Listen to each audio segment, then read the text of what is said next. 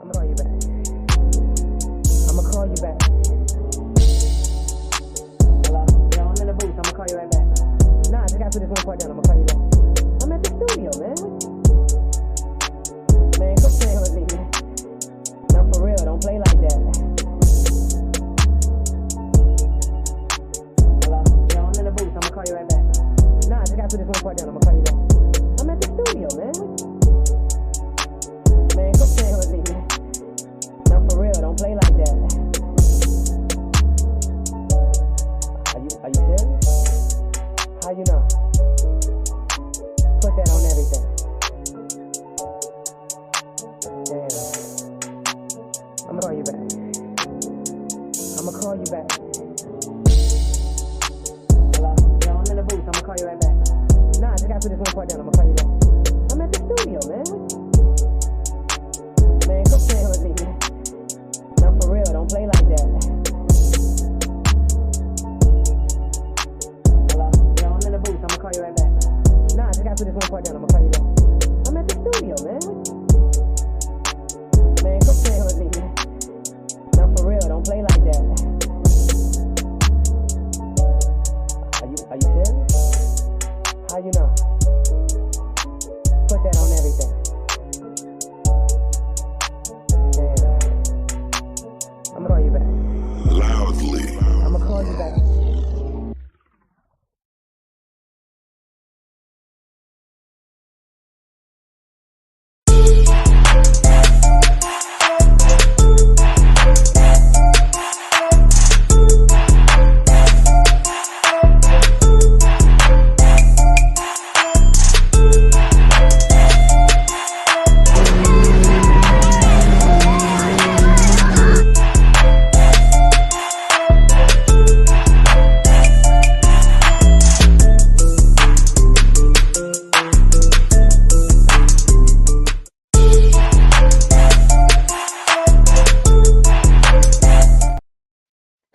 What's up, man?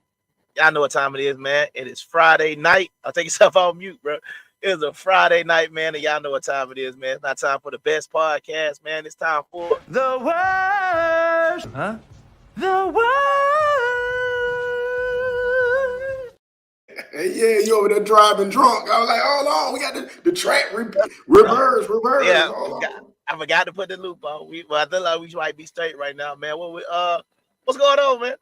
Oh man, over here looking at these bets, man. You know they got me on all them sites. They got me betting on this shit, man. I can't stop, man. I can't eat, I can't sleep. Just geek. Oh, you like R. Kelly? That's what you saying? Hey, yeah, boy, it's like that about them parlays. You can't sleep, you can't eat without them games. That's what you saying? I can't sleep, hey. Kel. Yeah. Man, once again, man, like I say every week, man, the show keeps growing and growing, man. Go ahead and introduce yourself to the people, man. Let them know what you got going on, man. And we gonna get right to it, man. Let's go. Okay. I see we got the people coming in from everywhere, man. As usual, it's the one and only W.O.R.S.E. I got it this time. ThatBoyBirdie.com, man. You know what's going on. Every week we come with some good flavor, good game, and I wanted to make sure, we've been trying to redirect traffic, right? We've been trying to get everybody to the W.O.R.S.E podcast on YouTube. So we trying to just get the flow. I'm gonna keep goddamn checking this tonight. I'm gonna keep sending them out throughout the show because we know y'all watching for Twitter. We know y'all watching for Facebook, but we trying to get you in one spot. Let's run these numbers up so we can run that bag up, so we can have these meetings in there, these meetups and everything. Just start throwing the money. We're gonna trick. Hold on, y'all. Hold on, but y'all got me thinking about that shit. Look, but I like to just went crazy. Think we finna got that get. But look, we gonna do the meetup, but we gonna be out there like this, throwing that shit. So yeah, y'all. I beg your pardon. Most definitely. So you know how we got to do it. So from now on, and I know it's hard times out here, and I know it's inflation. So that's why I say I want to throw it to you. But if we don't make it there yet, because y'all don't do the support you're supposed to do, come holler at me, get your credit fixed, my boy.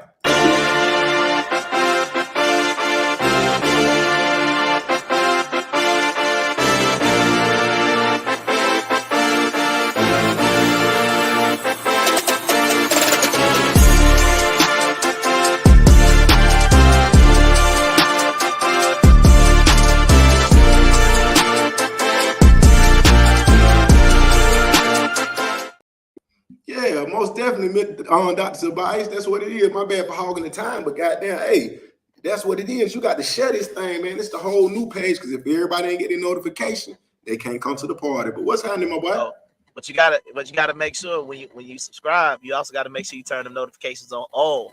Because if you just hit subscribe, it'll be custom, and then you don't necessarily get it. All right. But man, hit the notification bell. Absolutely, man. But y'all know what time it is, man. Let me introduce myself real quick. And my man, my brother, Kung Fu Fighting, Kung Fu Hebrew. Ho, ho, ho, ho, ha. Ho, ho, ho, ho, ha. Stop! It's the motherfucking remix. Ho, ho, ho. Ha. Ho, ho, ho. Ha. That's right, man. Shout out to the Kung Fu niece out there tapping in, man. Y'all know what time it is, man. So, there's been a lot of stuff going on, man. A lot of stuff going on. We got a lot of things to get to, a lot of topics, a lot of things in the world, locally, in America, overseas, man. It's getting kind of crazy out there right now, man. So far, man, when I let you take off first, seems like that's been kind of leading the conversation in a pretty good direction. So I'm gonna ask you, man, what caught your attention this week? Well, you know, man, there's been a lot of controversy still about the graduation. No, I ain't gonna say the controversy yet. I ain't gonna get there yet. It's been a lot of graduations, a lot of joyful graduations this year. I see. Wait, hold on. Based on the show, you talking about Tia Mowry type graduation? No, not this time. Actual children. Yeah, I get it. Just make sure. I get it. Actual children graduating. And what's been so special about this year, it's been a lot of people that the majority of the viewers didn't even know had kids. You know what you call them, followers, friends. You know, a lot of friends were popping up on timeline with kids. I don't know. We're like, what the hell? Really? All I see is all I see is naked booty. On the time. Okay, hold on, wait. No diddy. It's moving too fast. Look though. Check this out. Y'all gotta forgive me. We've been on these espressos over here tonight. So you know, we amped up. But look, check this out. Most people are going 2 years without posting their kids at all. Female. These good women. But all of a sudden on graduation weekend, they're like, voila, my son, my daughter, she's beautiful. I've been fighting for her. We're like, whoa, where she came from? Where he came from? That might be granny, baby. You got that Barbara Granny house? Oh, I know. What you saying is they've been posting so many videos and pictures of themselves half naked that you didn't even know they had kids, and then it's graduation season. It's like, oh wait, you had kids this whole time? Yeah, nobody knew. You talking about grown kids? Grown. They graduating high school, graduating college. Well, no, take that back. We're gonna be specific. They graduating high school, so you should be in the household with your parents, shouldn't it? Yeah, but they might be holding the camera for some of these videos and photos, though. the kid, that's it. They holding it for the twerk videos. Oh, that's how they get the angles. Yeah, they get the angles and stuff like that. Yeah. Oh man, in the lingerie, it's the kids. Who better than the kids? I mean, you know, they raising them different these days, man. I can't rock with it. I want to think about this, bro. Just think about this while we just getting the show started. Just imagine back in the day, one of ours, and we ain't gonna take it personal or go personal, but one of our parents or our friends' parents, and say, "Come in, Solomon. Come for me. Come in for a minute, my boy." It's all good, man. I'm already know. Okay, you all in. Okay. I got other stuff with my name on it. It's all good. Okay. So here we go. They tell you if they mama, any one of our mama just say, "Hey, I hold this camera with my lingerie. Hold on, let me bust my own ass open right quick." No diddy, no. Hold on, let me pull them titties down. Hold on. Can you imagine? Okay, bye. But I would have took off. Somebody mama asked me to take a video of it. Ain't no way. No way. No. But but she was gonna be bad. It don't matter, but some people might have, but see, that's the problem though. See, some of these dudes, they don't have no morals. So, they might have had this reaction like paid too much attention to her till she really, walked across the bar. I saw them buns and I had to proceed, Somebody be sitting there talking about how thick somebody mama. I'll take the whole video, mama. Go ahead. They like, what? Oh, hey, you busting mama. No. But that just ain't the way it used to be. Nah. I mean, it's. Nah. I think people used to have one thing I noticed that people used to have a lot more pride in their children. You understand what I'm saying? But it just seemed like after they are babies, they kind of go quiet for like 10 years on the timeline. You understand what I'm saying? Because it's like everybody love posting baby pictures, but then it's like, oh, after the baby picture, it's a long gap. And then maybe they'll post like first day of kindergarten. But I don't really ever see middle school, high school, none of that, except for like prom. That's pretty much what it is. If they play some type of sports, of course they getting posted. Yeah. But that's what it is. They go from baby to kindergarten if they play sports all the way to prom. Because it's actually a pattern. It's a pattern. I will try to get to my mic. Hold on, I think it's right there. Let me get it right. All right. So it's really a pattern to be going on anyway. When you say it, like when you break it down like that, they're gonna show the baby pictures. Typically, and I'm just saying us as a people. I ain't gonna get into everybody, or we ain't gonna break into race and all that right now. But I'm just talking typically from what I see. So, okay, you have the baby. It's beautiful. It's joyous. It's wonderful. That you go about a year, you raising it. You have the baby daddy right there with you about a year and a half. Oh, you like y'all in love. We married. We finna get married. About 2 years, you hit the break. Hold on. Now, like you say, it's that big gap. While she trying to date, it's over with the relationship over. I don't know who did it, but then she date. It might be some of the you know what might happen?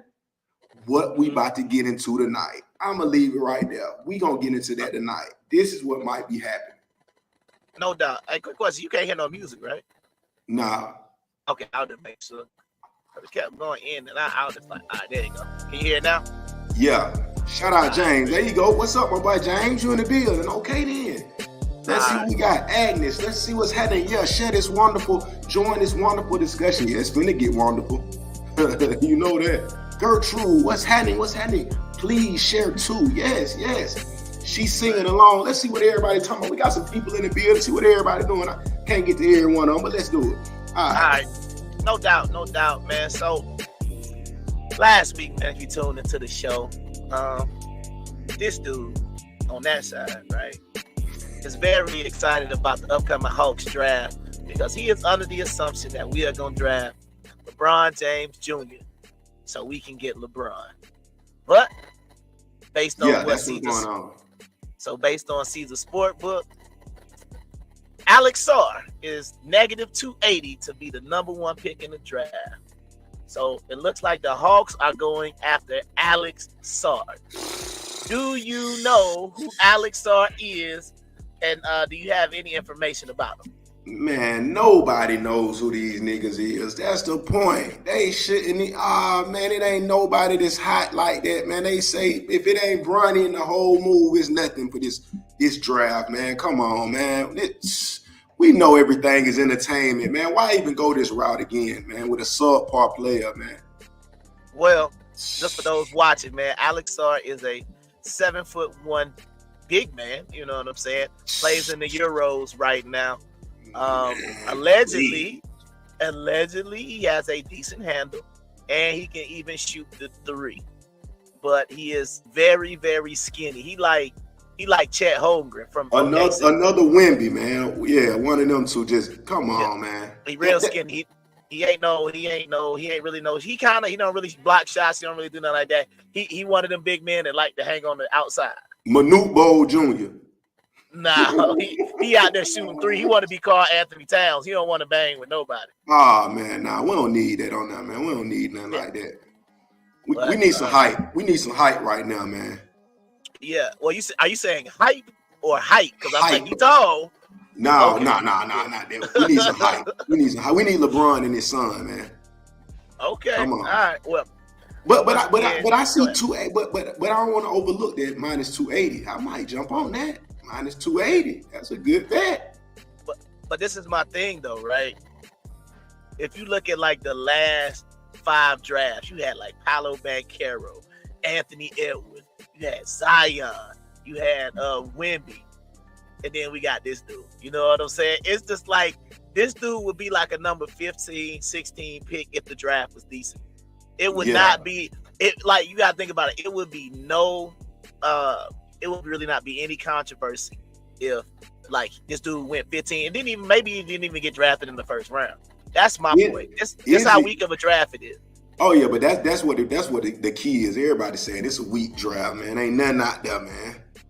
Yeah. Well, speaking of weak, go ahead. I was just saying ain't nothing record or heartbreaking. You know, nothing major out there like that.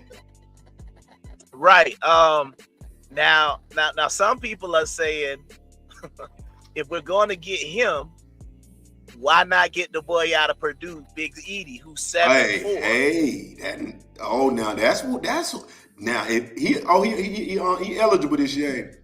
He is eligible. I don't necessarily know if he helped us, but I don't necessarily know if he's the number 1 pick. But right now, man, I'm just gonna go ahead and run it down. I'm gonna see if you have heard of any of these people, man. Have you heard of Zachary Richardson? Oh, that is now, man. He is a 6'10" Frenchman, and he plays in the Euros. He is the number 1. Come on, man. Come on. So now we all in the Euros because the draft so bad. We can't even. Come on, man. Ain't nothing coming out the regular NCAA. Okay, now I'm gonna ask you. Now this is ESPN. I'm on the ESPN site right now, so you can't see it. You watch a good amount of college basketball. So I'm going to ask you, based on what you've seen, who would you say is the highest rated American player? That based on what you've seen in college. Yeah, that boy Edie. That's what I'm telling you. Okay, I'm going to tell you right now, based on this, Zach Edey is 16. Against what? Against first grade. Everybody. Yes. No, I'm talking about everybody. They got him ranked 16. With the Euros and all that, right? With everybody. So it's 15 other players ahead of him, and it's even a center ahead of him too. Yeah, and what poll this is? This ESPN. Oh man, you can't, because they got the center from UConn as the 3rd player, as the number 1 American player. Edie say he always been an underdog. He been overlooked since a kid. He said it. That's what I'm thinking. He been overlooked since a kid. Now that's the only possible option that the Hawks could do that would be better than LeBron James and his son. Edie? I see something in that guy, man. I see something in that kid, man. All I'm saying is when you look at that dude right here to my left, are we saying superstar, perennial all-star? It's gonna be Alex Czar. His name, first of all, you don't even got the right name. That ain't gonna do it. Because I don't know what his nickname is. Because I know you saw the meme on Facebook about how terrible the NBA nicknames are. You understand what I'm saying? Yeah. Ant, cat, dog. Cat, SGA. You understand what I'm saying? Hey, Booker. But the thing is, he already got that look in his eye. He kind of got that. Yeah, he got that look in his eye. He gonna get the trimming one of them little young girls, get about 6 of them cougars pregnant. He ain't gonna be no good, bro.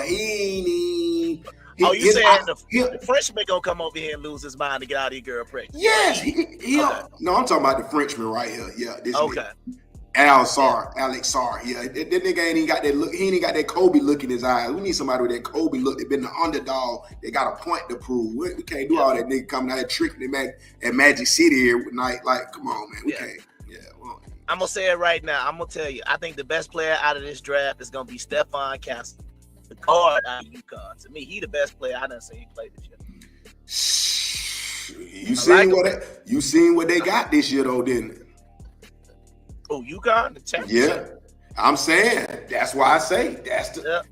I mean, back to back with him. You know what I'm saying? So yeah, I think he gonna be because like I like him because I ain't gonna cap. I'd rather if we could somehow finesse and get rid of Trey Young and get him and have Murray in the back because he's 6'6", 215, bro. So you think I like that. So you think so you just think that front court gonna make it? We need more than that. No, I mean, I feel like, yeah, we need more. I'm just saying, I just feel like at this point, Hawks fans, we got to go ahead and admit that we was wrong on Luka. We got to admit that now.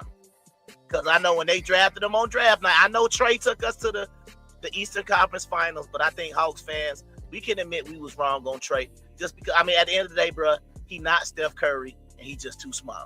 I don't think Luka would have been Luka at Atlanta. I feel like he would have had a better team.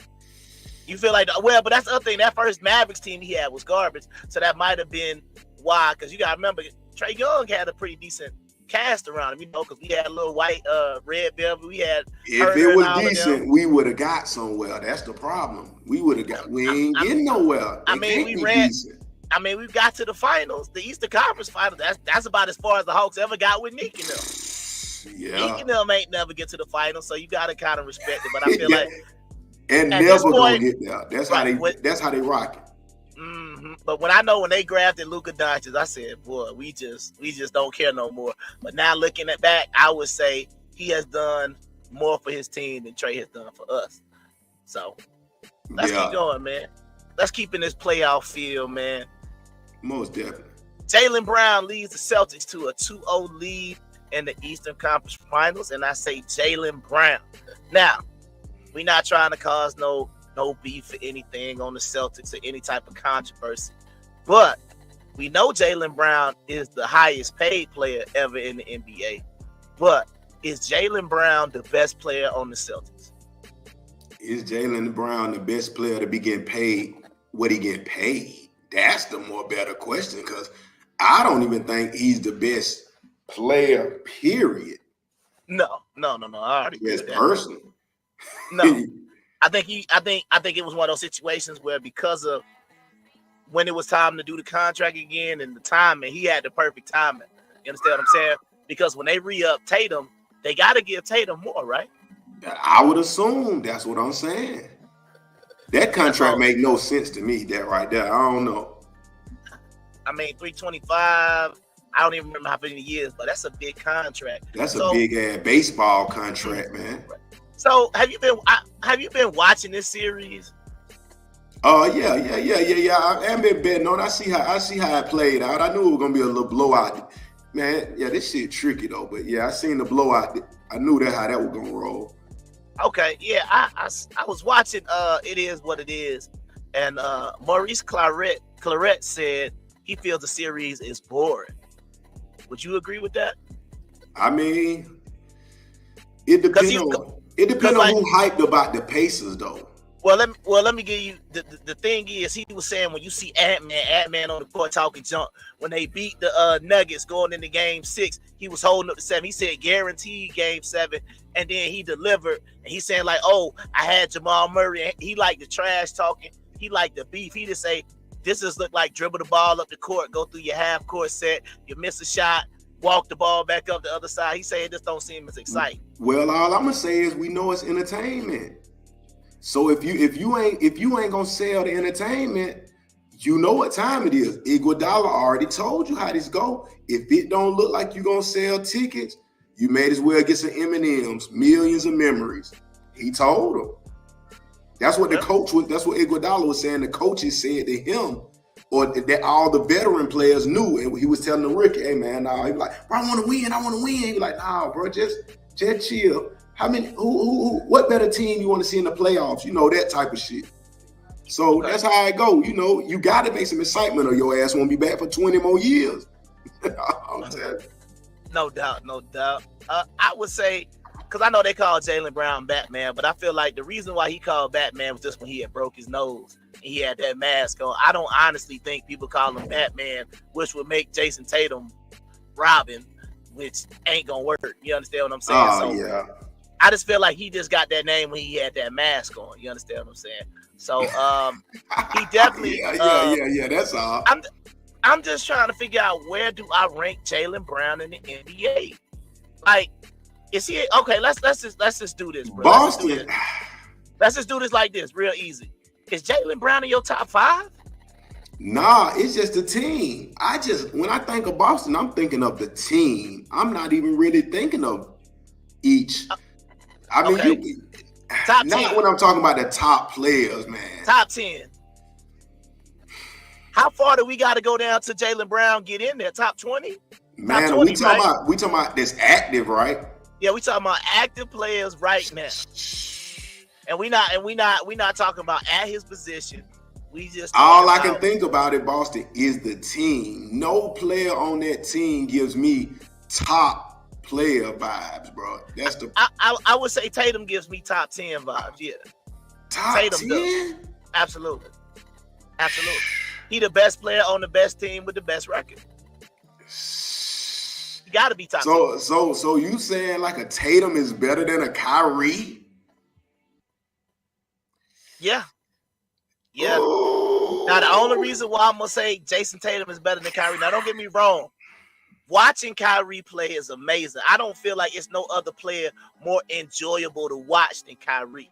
But as far as like a skill set and things like that, I mean, it's tough because they play 2 different positions. But I'm talking about right now, top 10. You gotta take Tatum in your top 10 picks. I mean, yeah, you gotta convert your mind a little bit because you're gonna have to start saying he better than Westbrook, he better than Harden, he better than Durant. You gonna have to start just throwing shit out there now. Now, if it is, okay, now watch this. Now this yeah, he's the trend. I can go for that now. But watch this now.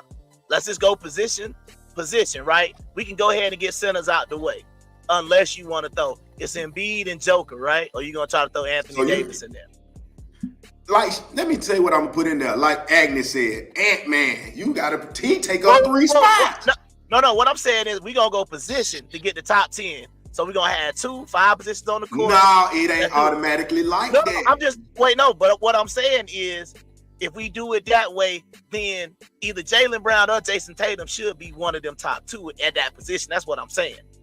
So if you're trying to get him a crutch, yeah, okay, we could do that. No, I'm just saying, like, if you're the best person at your position, you got to get the top money. That's what I'm saying. So center's already out of there. So we only got 8 spots left. I'm not saying the top 10 is built like this. I'm just saying for the conversation. Hold on. Go ahead. So what you finna say is this now. Hold on, I'm just trying to get an understanding. What you finna say is that in their position, out of every NBA player, Jaylen Brown or Tatum is the best in their position. No, that's not what I'm saying. I'm saying that's where you headed. That's where you headed. What I'm asking is, first of all, if we go position by position, you got to tell me who's better.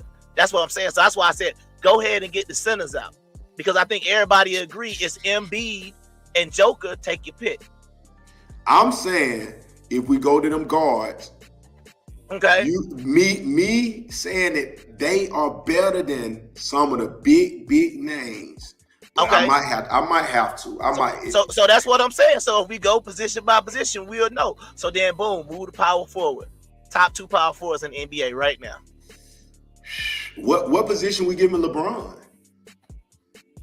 Small forward. The 3. But for the sake of this conversation, you can put him either wherever you want him. Because you know he say he ain't got no position. No did it. Yeah, no did it. I'm saying so power forward. But see, you right though. It ain't no dominant ass players like that no more. Shit. That's what I'm trying to say. It's shaky to me. That's why I said if I would have put even So that's what I'm saying. Who gonna be your 5? Because I mean, you got people like Cat that you gonna put at the 5. The boy who got hurt with the Knicks. I forget his name. His name escaped I'm me talking right about now. we ain't got no Randall. Power. Man. Oh, wait, hold on. What it might be early, but it's Banchero. Is he? If we gonna say he Man, might be the top? I'm I starting to say like they say about rap, bro. It ain't no best players no more. Right. But you see what I'm saying? So if Jaylen Brown play power forward and we struggling this hard to find a better power forward, that's what I'm saying. Go around the league, we might be missing somebody. But I'm just trying to think like it shouldn't be this hard. Because like I'm if we trying just to go, think who might got a little more stats than this nigga. Maybe. Right. I don't even think. Nah. because He might have to, Zion. you might have to give him that. Nah, Zion ain't shit. Zion Okay, ain't so you shit. throwing Zion now. Okay. So then Let me Draymond see. Green, you throwing him out, right? Yeah. Okay. And then you putting Durant at the 3 or the 4. Okay, so I see how they trying to set these niggas up. So Okay. they put so they giving goddamn. I see they got Giannis playing power forward. That's how they calling that. There you go. That should be the number If, one power if you forward won't, with if you Giannis. don't call, because see, my thing is that he's saying he was 5'1" at one point, depending on this roster. But that cool. Then I let take me see. Giannis number 1. Ooh. But that's what I'm saying. So you got Giannis in there. I don't think nobody gonna take them out. Then you would have to do Jaylen Brown. Man, them folks talking about, but hold on, we're gonna go again to another one. They calling Kevin Durant power forward too. Nah, he gotta be a small. He can't be no power. Damn, what they we just called that. What? Oh, ESPN. Nah, I call him a 3. I ain't gonna call him a 4. Okay, but that was well, what about like Bam Adebayo? I mean, I guess they ain't fucking with him like that. Like they say, they got Jaren Jackson from the Grizzlies. They got him high up, but as a power forward. Yeah. Pascal Siakam, like you said. Yeah, that's what I'm trying to say. I mean, they in the playoffs, but that's just what I'm trying to say. So But right it now, ain't. we struggling. So my point is, we struggling to do that like this. All right. So boom, let's just go top 10 players. We got Joker Embiid. Is Ja Morant in the top 10? Yeah, whenever he gonna do right and play. All right, so we ain't gonna put him in right now. All right, so we got them two. Is Curry still a top 10 player? Gotta be. Luka, Gotta be. Kyrie, Gotta be. Ant-Man, Gotta be. Wemby, Hell nah. Jamal Murray, Hell nah. Jalen Brunson. Hold on. Yeah. No, hold on. He's still not top 10 yet. God damn. Bro, that's fucked up. Why you making that shit hard? So then, like, we got LeBron and Anthony Davis. Are both of them top 10 players still? Is they gonna make it to the Hall of Fame? Anthony Davis, I mean, we know LeBron is, but Anthony Davis, probably maybe. With all them defensive MVPs, yeah, he should make it. So now That's what I'm saying. So see, because you forcing me to erase these niggas' history. That's what I'm trying to say. So for the people that's looking at the show, I don't want to erase these niggas' history. It's like saying, oh, Jaylen Brown them better than Kevin Durant. I'm like, oh, whoa. Yeah, whoa. I'm talking about now. That's what I'm talking about. See, my thing is top 10 now. Not for their career. I'm talking about playing the ball right now. You the GM, you got to put them on the roster. See, that's what I'm saying. Now I can go for that. So Anthony Davis. So is LeBron still a top 10 player? Shit, maybe LeBron ain't top 10. I would say he's not a top 10 player no more. Even though statistically that's tough to say. Damn. But I put him. If he not top 10, he like right there at 11, and that's no disrespect. That's no. So what I'm saying is, so right now we got 3 spots left if we put Anthony Davis in there. So my thing is, I feel like Jason Tatum gotta be in there. I feel like Brunson, Embiid, Tatum. Yeah, they giving Tatum 7 on the top 10 if they're okay. Then they shoot right from him to Devin Booker. Jimmy Butler, Damian Lillard. Yeah, see what I'm saying? See, now we got some people off the list but that's what I'm trying to say. But I do feel like Oklahoma. SGA. But SGA. They got LeBron at 12 though. But see, that's what I'm saying. So I just feel like Jason Tatum is a top 10 player. Kawhi Leonard ain't even top 10 no more. That's what you. God damn, that's fucked up. And Paul George are not top 10. Oh god damn. Neither one of them. Boy, this is a harsh reality. Yeah, man. But that's what I'm saying. If you look around the league, man, it's like you said, we didn't even name Jimmy Butler. We ain't even talk about Bam Adebayo. We ain't mentioned LaMelo Ball. You understand what I'm saying? We ain't mentioned nobody on Chicago. It's some more, yeah. And like you say, Trae Young right up there. De'Aaron Fox. Yeah, you know what I'm saying? Donovan Mitchell. Yeah, some shit going on. Yeah, we didn't even talk about Mitchell. I feel like he should be somewhere. But he up through the fight. He in the fight. I just say, that's just kind of a little controversy if he's the best player. All right, man. Yeah. I know I might have just kicked off, but let's get to this. Will Ant-Man tie the series tonight, man? Is it going to be 1-1? They down 0-2. What's happening? Oh, man, you already know what it was. It was Vegas, man. They just want to do a little playing around with y'all, man, because they just did the miraculous comeback. They couldn't make it that sweet. They knew too many people betted on their side, man. So you know what time it is today. Ant-Man. Blowout. Ant-Man blowout. Put your money on him, y'all. Everybody put your money on the spread, man. He finna blow this shit out tonight, man. That nigga might do a frog dunk. One of frog. Like pie. Yeah. Look. Okay. All right. So like I said, man, we got Ant-Man, man. You saying he gonna tie the series? I believe they're gonna go ahead and win tonight as well. Yeah, I think they're gonna tie it. Because I mean they was dominating the game and it was, kind of got away from him, but like he might not want to go at Kyrie. I know he want that challenge, but bruh, you need your energy, bro, because he wasn't looking like he still had that, as my dog said, stamina. Yeah. He didn't have no stamina in the fourth quarter. You know what I'm saying? For sure. So you said he gonna tie the steer. All right, bet. That's what's up. Most definitely. Man, No, but hold on. But let's not fly past that, because we got Agnes talking about him and say why we don't speak on him. Last week she asked him, you ain't want to speak on him. You might got Agnes. I think he got something against that boy Ant-Man for real. But it gotta be something. But what I'm gonna say, I love to see that boy doing. I used to be with his goddamn cousin and brother and them and all them folk kicking it. Boy, they represent Atlanta. I love to see that. That's why they say Minnesota the new Atlanta. You know what I'm saying? So yeah, we love that, man. The home team shit, man. Wait a minute, Anthony.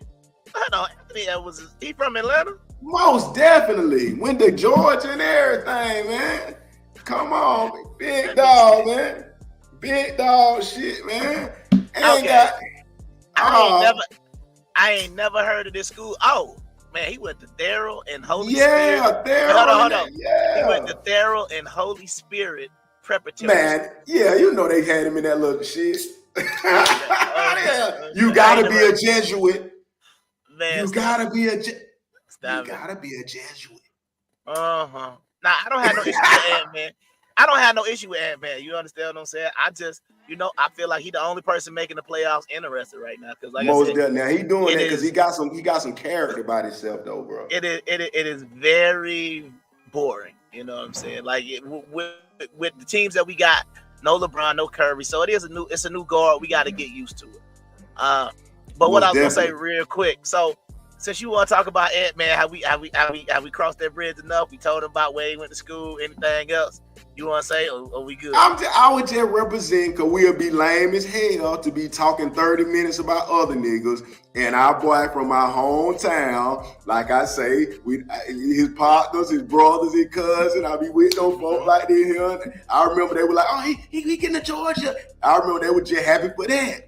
Boy, I know them niggas. I know that nigga like this. Here go y'all about 50 bands, y'all. Go on and got down in. Oh, man, I ain't even fucked with them in a long time. I need to hit them folk, but I can't be like that. I got you. No doubt. Shout out that boy, man. All right, that's what's up, man. So, man, if you watched last week, man, one of the hottest, one of the hottest videos we had on the shorts and everything was about the WNBA. So I guess the WNBA in right now. So if it's in, we gonna talk about it, man.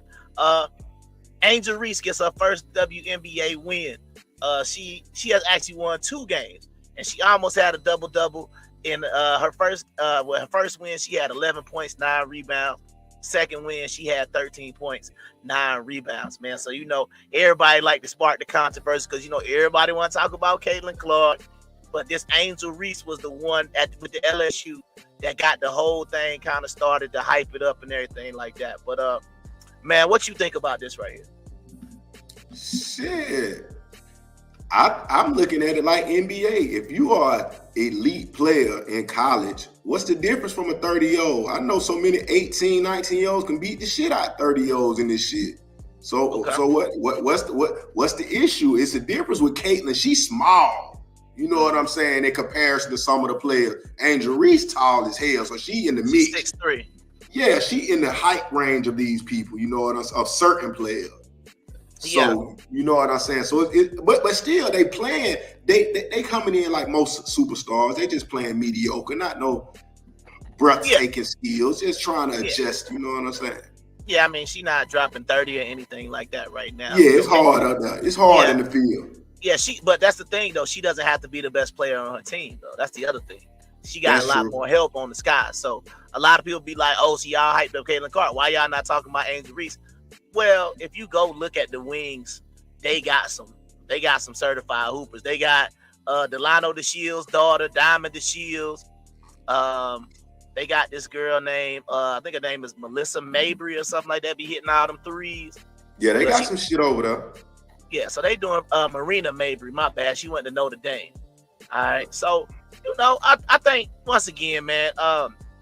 The parlays on fire. Nah, keep going though. I'm saying I just think that I ain't gonna front. I think it's good to be kind of talking about this a little bit. You understand what I'm saying? Because I really just want them to be quiet, if that makes sense.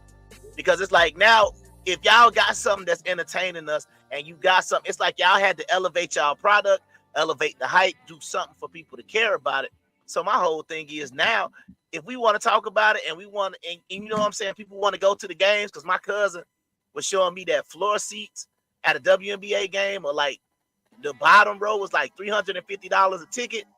If you want to spend that money and go watch them, that's on you. I'm still not going. I'm gonna tell you that much right now. I'm not going. Bro, Why not? Why not though? Oh, you just don't like the game. You don't like the game of women.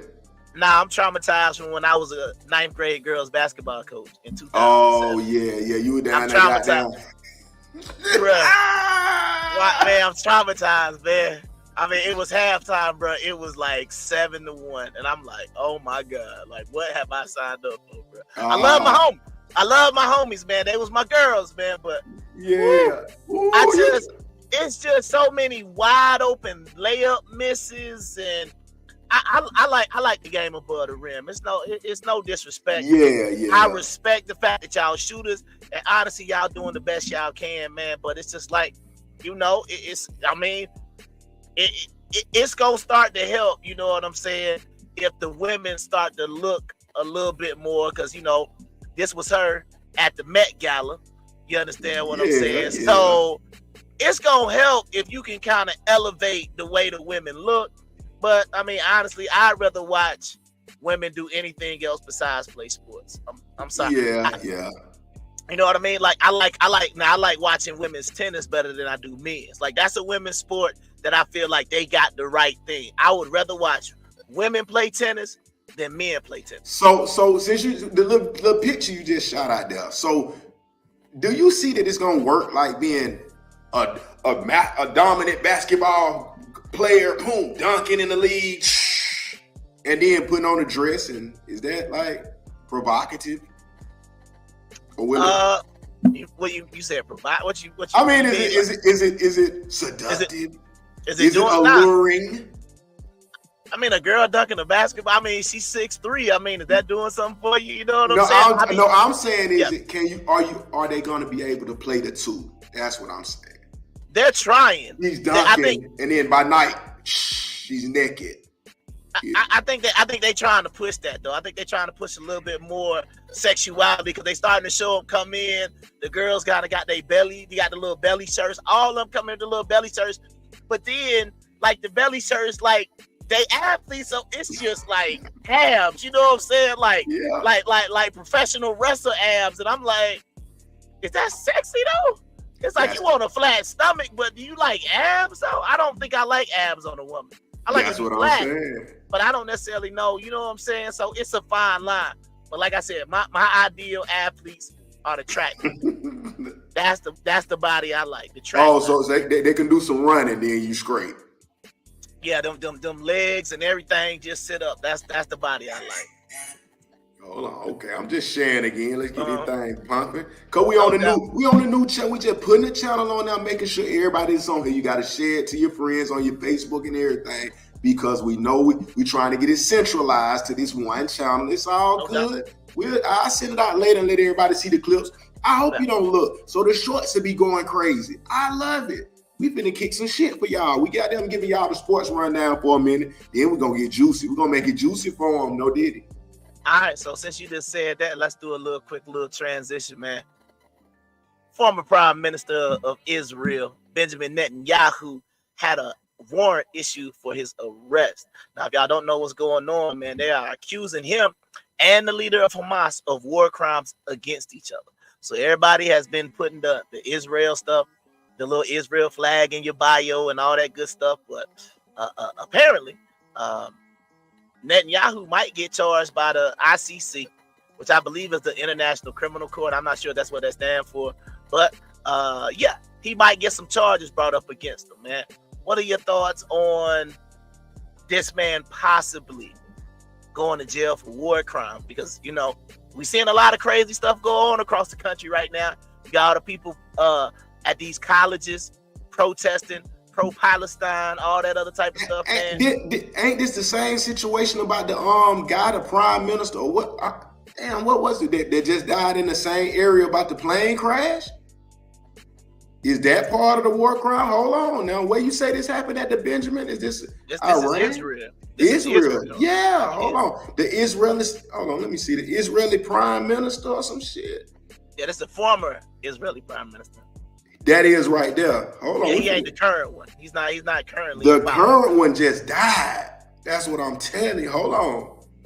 Israeli helicopter disaster. Hold on. Hold up now. Helicopter crash. Israeli. Yeah, hold on. 4 days ago, Iranian president. Hold on. Yeah, hold on. Let me go back. Ibrahim Razi.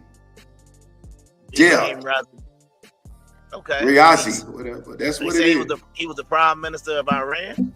Yeah. Just had a Kobe Bryant go on, man. The foggy weather. Oh, come on. Fly down. Copy. Roger. Okay. Yeah, so it said Iran's supreme leader and proxy military militias pray for late president and others dead in the helicopter crash. So he's right. Yeah. So supreme leader Ayatollah Ali Khamenei. That's his name. Khamenei. Okay. Yeah, I know. Condolences. I think. Yeah, I knew something was going on, but yeah. So he issued a warrant about doing war crimes. Man, the war is right around the corner, man. They say that World War III right around the corner, man. What we gonna do, man? What's gonna happen if it do be a war? What would be the first? Let me ask you this, being someone that even been in the forces at all. Okay. What would be the first signs of a war to America? What I mean, like, now I know it could be multiple shits. I'm saying, what danger could possibly happen with what they claim we got? Is it anything? Some blackout, maybe, or? It really depends, man. Like, as far as America go, we really ain't been touched. So because I don't consider 9/11 like what other people consider. Nah. We ain't really been touched since Pearl Harbor by somebody with some actual power. Right. I would say that's it, but we really ain't never been touched on the continental side. It ain't been no destruction or nothing. Yeah, so we ain't really dealing with it over here. So I think the only person who could touch us in the continental section, like We not talking about Hawaii. We not talking about Alaska. We talking about, you know what I'm saying, from Oregon down to Florida, up to Maine, all the way over to California. That part of America, we got to be dealing with a giant, because Iran is no threat because they don't have no navy. They couldn't get in range. They, you know what I'm saying? They not really going to really be able to deal with us. They say who got that militia is Turkey. They say Turkey got a militia, man, about 400, 500,000 active. Yeah, but then it's like I keep saying, we had that on the show. We talked about them populations of India and China. Now we talking about an army with like 100 million people. Like, but this is the thing though, right? With the way warfare is going, is having a big army even a big deal? Because you know what I mean? Like, you know, one nuke. Yeah, you see what I'm saying? You can have 10 million, but are we doing it like, you know, Saving Private Ryan style, while we just going from trench to trench?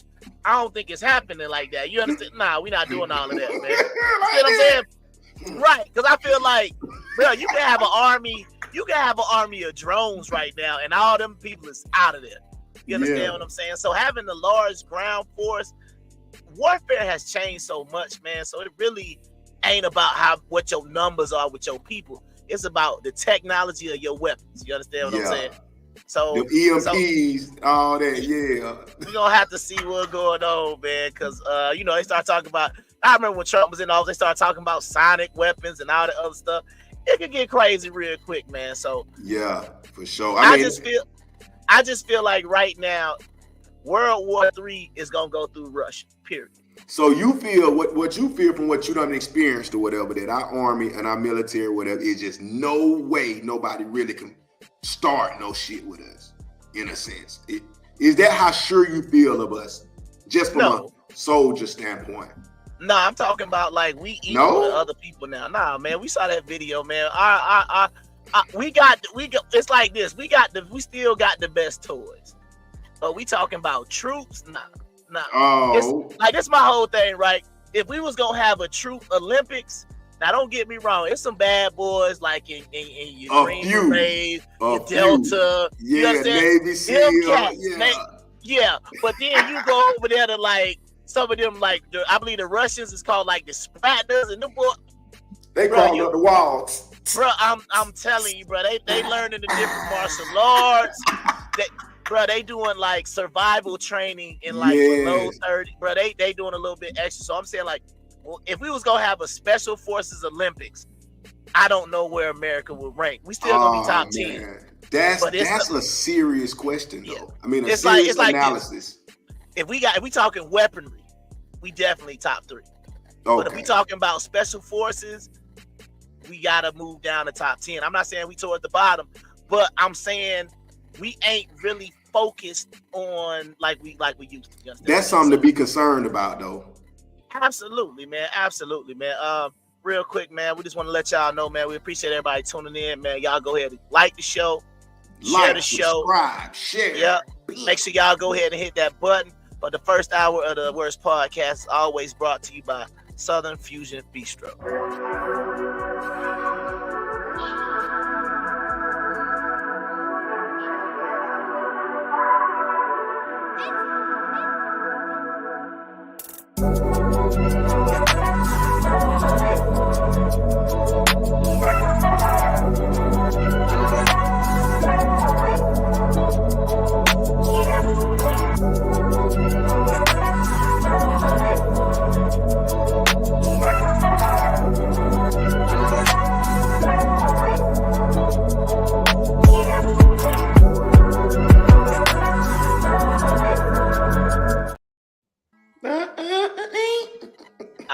All right. So there we go, man. So let's do this real quick. What I want to do right now, man, let's go ahead and get that arena open, man. So if you're watching over there at the only place you can watch the show right now, we're going to go ahead and get this arena opened up.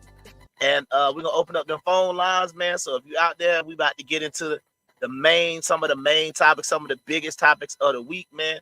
So let's go ahead and open up that arena.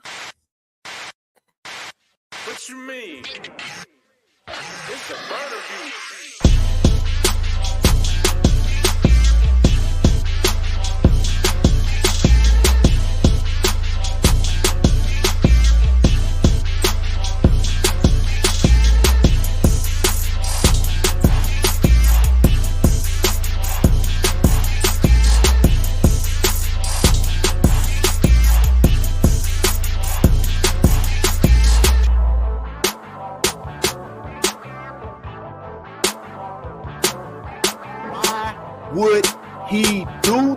things if he is a servant, and I say servant.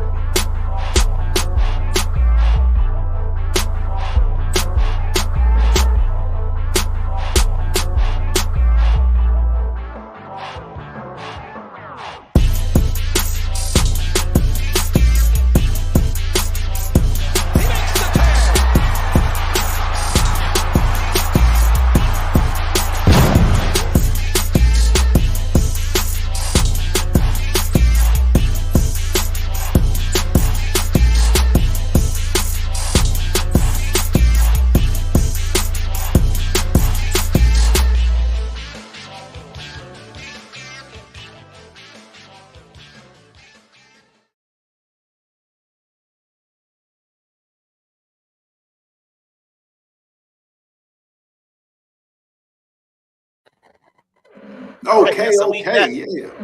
Nah, go ahead. so it's a lot going on, man. Well, now I'm gonna say that for once it get a little heavy, man. I see something you put up there. I'm gonna say that for when it get a little heavy, man. But Yeah, let's go ahead and get into it. let's man. get it started, man. With this week, man, it's been a lot of shit, and where you want to go? Let's just break the ice right quick. Since we ain't broke the ice, this is how we gonna do it. We gonna see what people say about a player kicking it. Should a nigga be mad at the world, or what do you think? Let's go. So I'm gonna get some cheeks after this horsepower joint. Who the talent agent for this joint? Like, you think I'll be sitting around watching what Diddy do and all this? I didn't know this was a Diddy joint that y'all invited me to. Yo, who booked me for this joint? All right. Wow, and I'll be sitting Cameron, around watching Diddy and all that. Yeah, thanks. Man, come on, man. Thanks for joining us. Thank you for your. Yeah, man. So what you see with that? You want me to go, or what you got going on? What you see going right now? Well, once again, man, I think it's one of these topics. Well, this is the one thing the news does, man, and I really hate when they do this. Some people might like it, but I hate when they do this. Oh, there's a rapper that's involved in something. Let's get a rapper to talk about it. Oh, it was something going on in the black community. Let's get a panel of black people. Oh, let's talk about the border. Let's get a panel of Hispanic. I don't really like when they do that, because basically what you're trying to do is, and the mentality that I look at it is, to me, you're subconsciously like telling people that if you're not in the group that's associated with whatever's being talked about, your opinion don't matter, or you can't talk about it. Yeah, they're gonna, but see, it done got so different with social media now. You got to think, if you're a big name and you popping back in the day, and it was saying, "Hey, what do you think about Michael Jackson's situation?" People they gon' ask you the questions. You know what I'm saying? That's an icon. So to be like, I mean, he can do what he want to do. I wouldn't have had to say nothing either, because they say he be beating on them hoes too. Cool. They say Cam, allegedly, they say he be, and I get it. You gotta get them sometimes. But I don't promote it. I'm just saying. But that's why they say he didn't want to comment on it. But at the same time, it was a good promotional tactic. You know what I'm saying? Okay. Oh, okay. Hold on. Agnes say, or somebody on the comment say I'm lost. Okay, let me get it right. Let me get y'all back on track. Don't be. Interviewing Cameron wasn't a good idea. That guy doesn't know what's going on. Okay, yeah, he do know. But see, that's where you wrong. Hold on, James. Is that what it is? Yeah, that's where you wrong, James. He know what's going on.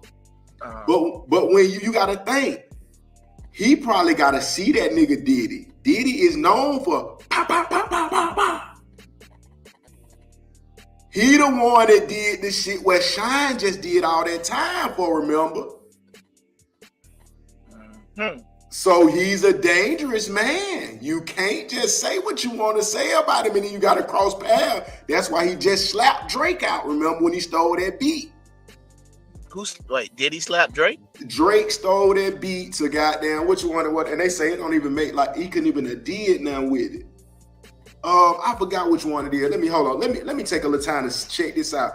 Drake. I'll go. Yeah, you got something to tell him? Hold on, Drake. Yeah, no doubt. Yeah, so if you kind of confused about what's going on, that video that you just saw was the rapper Cameron, who has a podcast called It Is What It Is. So they just be talking about the sports stuff like that.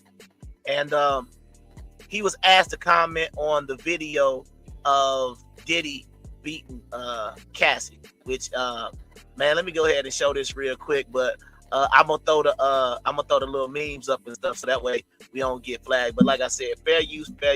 So go ahead and cut the video on. I'm gonna go ahead and put the memes up and stuff. You understand? Okay, let's see how we going. Okay, Yeah, so then whenever we you gonna get go a recap of what the Diddy video, what he did. Yeah, click the video so they can understand the audience what camera. CNN appears to corroborate some of the allegations of abuse against music mogul Sean Diddy Combs. The video, captured on multiple cameras, shows Combs assaulting his then-girlfriend, Cassie Ventura, in a hallway at a Los Angeles hotel in March 2016. A lawsuit filed by Ventura in November last year and settled the next day referenced actions that seem to match those seen in this. Oh man. Kicking all in the ass. Are you still lost, Gert? Yeah, you should. You still? So yeah.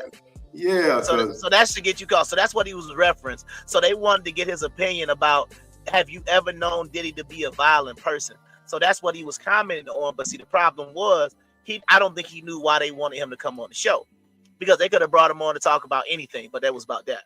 But the thing was, he's a good marketer, because if you watch the beginning of the video, which we're finna show again, he hold up the pink horsepower. That's his little ginseng, little juice. It's supposed to get you hard like Rottweiler. That's supposed to get you hard like Rottweiler in Africa and Japan, Jamaica. Nah, they got. So I'm going to get some cheeks after this horsepower joint. Who the talent agent for this joint? Like, bro, her face is hilarious, bro. Like, that be the part I keep looking at, bro. How in the world do you got that going on? But it's the way, like, the way her face look, man. When he say that, like, yo, I'm about to go get some cheeks after the show. That's funny. Now, well, now I ain't gonna even talk about that right now, because I ain't gonna even get nobody my idea. But I know a place where I can get something way stronger than that horsepower. But how you gonna tell them that? So you just telling them people their horsepower ain't in? Bro, I'm telling you. Y'all niggas say you. I know where you can get something better than the horsepower, but I ain't gonna talk about it, because if I tell you where you can go get it, cats might be like, "Oh, for real? What's the name of it again?" But so you just gonna tell that man his horsepower ain't hidden? No, I'm saying it's hitting, but it ain't hitting like the stuff that I know is coming up right that crowd. Oh, you've been a client before. That's what you're trying. Yeah, absolutely. But at that day, you understand what I'm saying? Oh, the horsepower. Bro, that thing be sitting like this. Don't did it. Don't did it. That's what I'm saying, man. You take that thing be woo. What's up, Shoutin'? No Diddy. How you doing? How you doing? But yeah, you understand what I'm saying? So yeah, no, I ain't even trying to hate on camera. You understand what I'm saying? I'm not saying his don't work. I'm just saying, hey, the same way you wouldn't say Credit Karma do credit repair better than you. Right. So absolutely. So I might have something coming out. You understand what I'm saying? That you know, how you whoa. Absolutely. So yeah, that's why I'm saying, hey, respect the Kev. It ain't no drink and no little something. Like, he got the good marketing. He got it, man. His commercials are hilarious, man. If you get a chance, man, go Google pink horsepower commercials if you want a good laugh. But yeah, most definitely. And what is James talking about?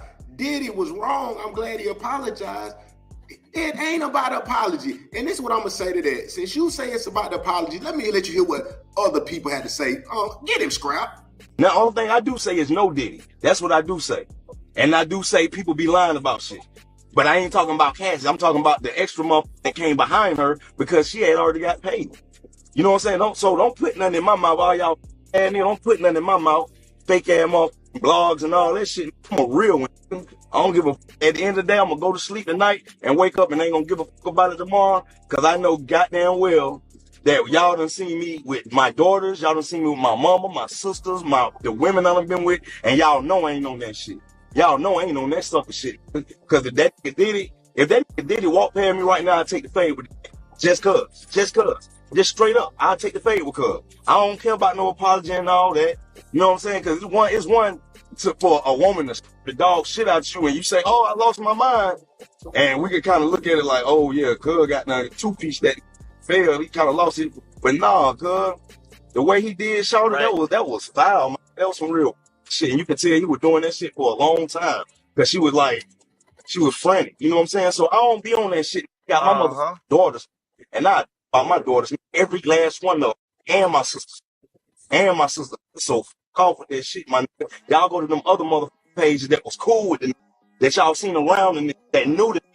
You feel what I'm saying? Get out my motherfucking page with that shit, my nigga. You know what I'm saying? Go somebody else page. Ooh, he ready to catch the fade with him. Who you got in the fight, man? You got boy P Diddy, gangster P Diddy, or that boy you don't want no problem, Scrappy? Let me see. How tall is Lil Scrappy? Oh, Lil Scrappy 5'10". Oh, okay. So I guess they call him Scrap. Yeah, he ain't small. So then, how tall is Diddy? They say Diddy is what? This pause. They got the man hips and dress side. What is this? Hold on, man. How tall is? There we go. Nah, that's somebody else. Hold on. So they both 5'10". So hey, man, that's an even match. Oh, I'm talking about, wait, I ain't talking about skill wise. I'm talking about that's an even match like size wise. Yeah, they about the same size. They get the tussling. We seen what Diddy can do now. I don't know, man. I'll probably take Diddy, man. Oh, okay. I mean, I'm gonna take Diddy over Scrappy because it's something about what he was alleged to be doing and have done to you. So if you can take that, that's a different level of toughness. Very different. And then I'm gonna say it like this: you got to remember, Scrappy got to fight it with Stevie J. I know you might. I don't even know. It just happened to be like I said. I think I was on an involuntary vacation, so we watching Love and Hip Hop. They get to fight at the gym or something. They outside. Hey, bro, I'm telling you, bro. They grabbing each other, tussling. Stevie J like, hold on, little nigga.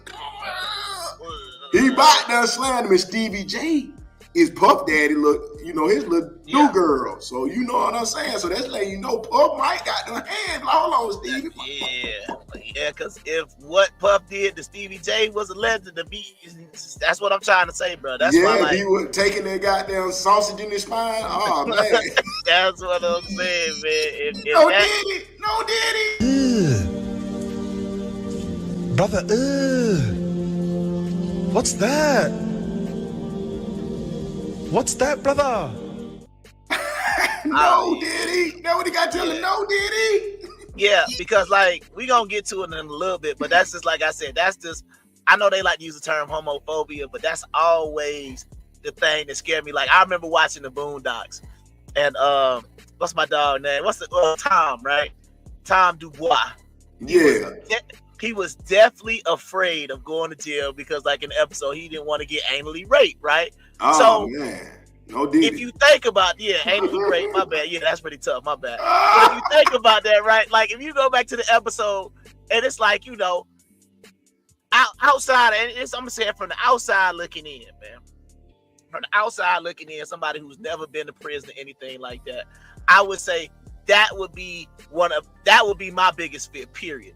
All the jokes about dropping the soap and all the stuff in the shower and stuff like that.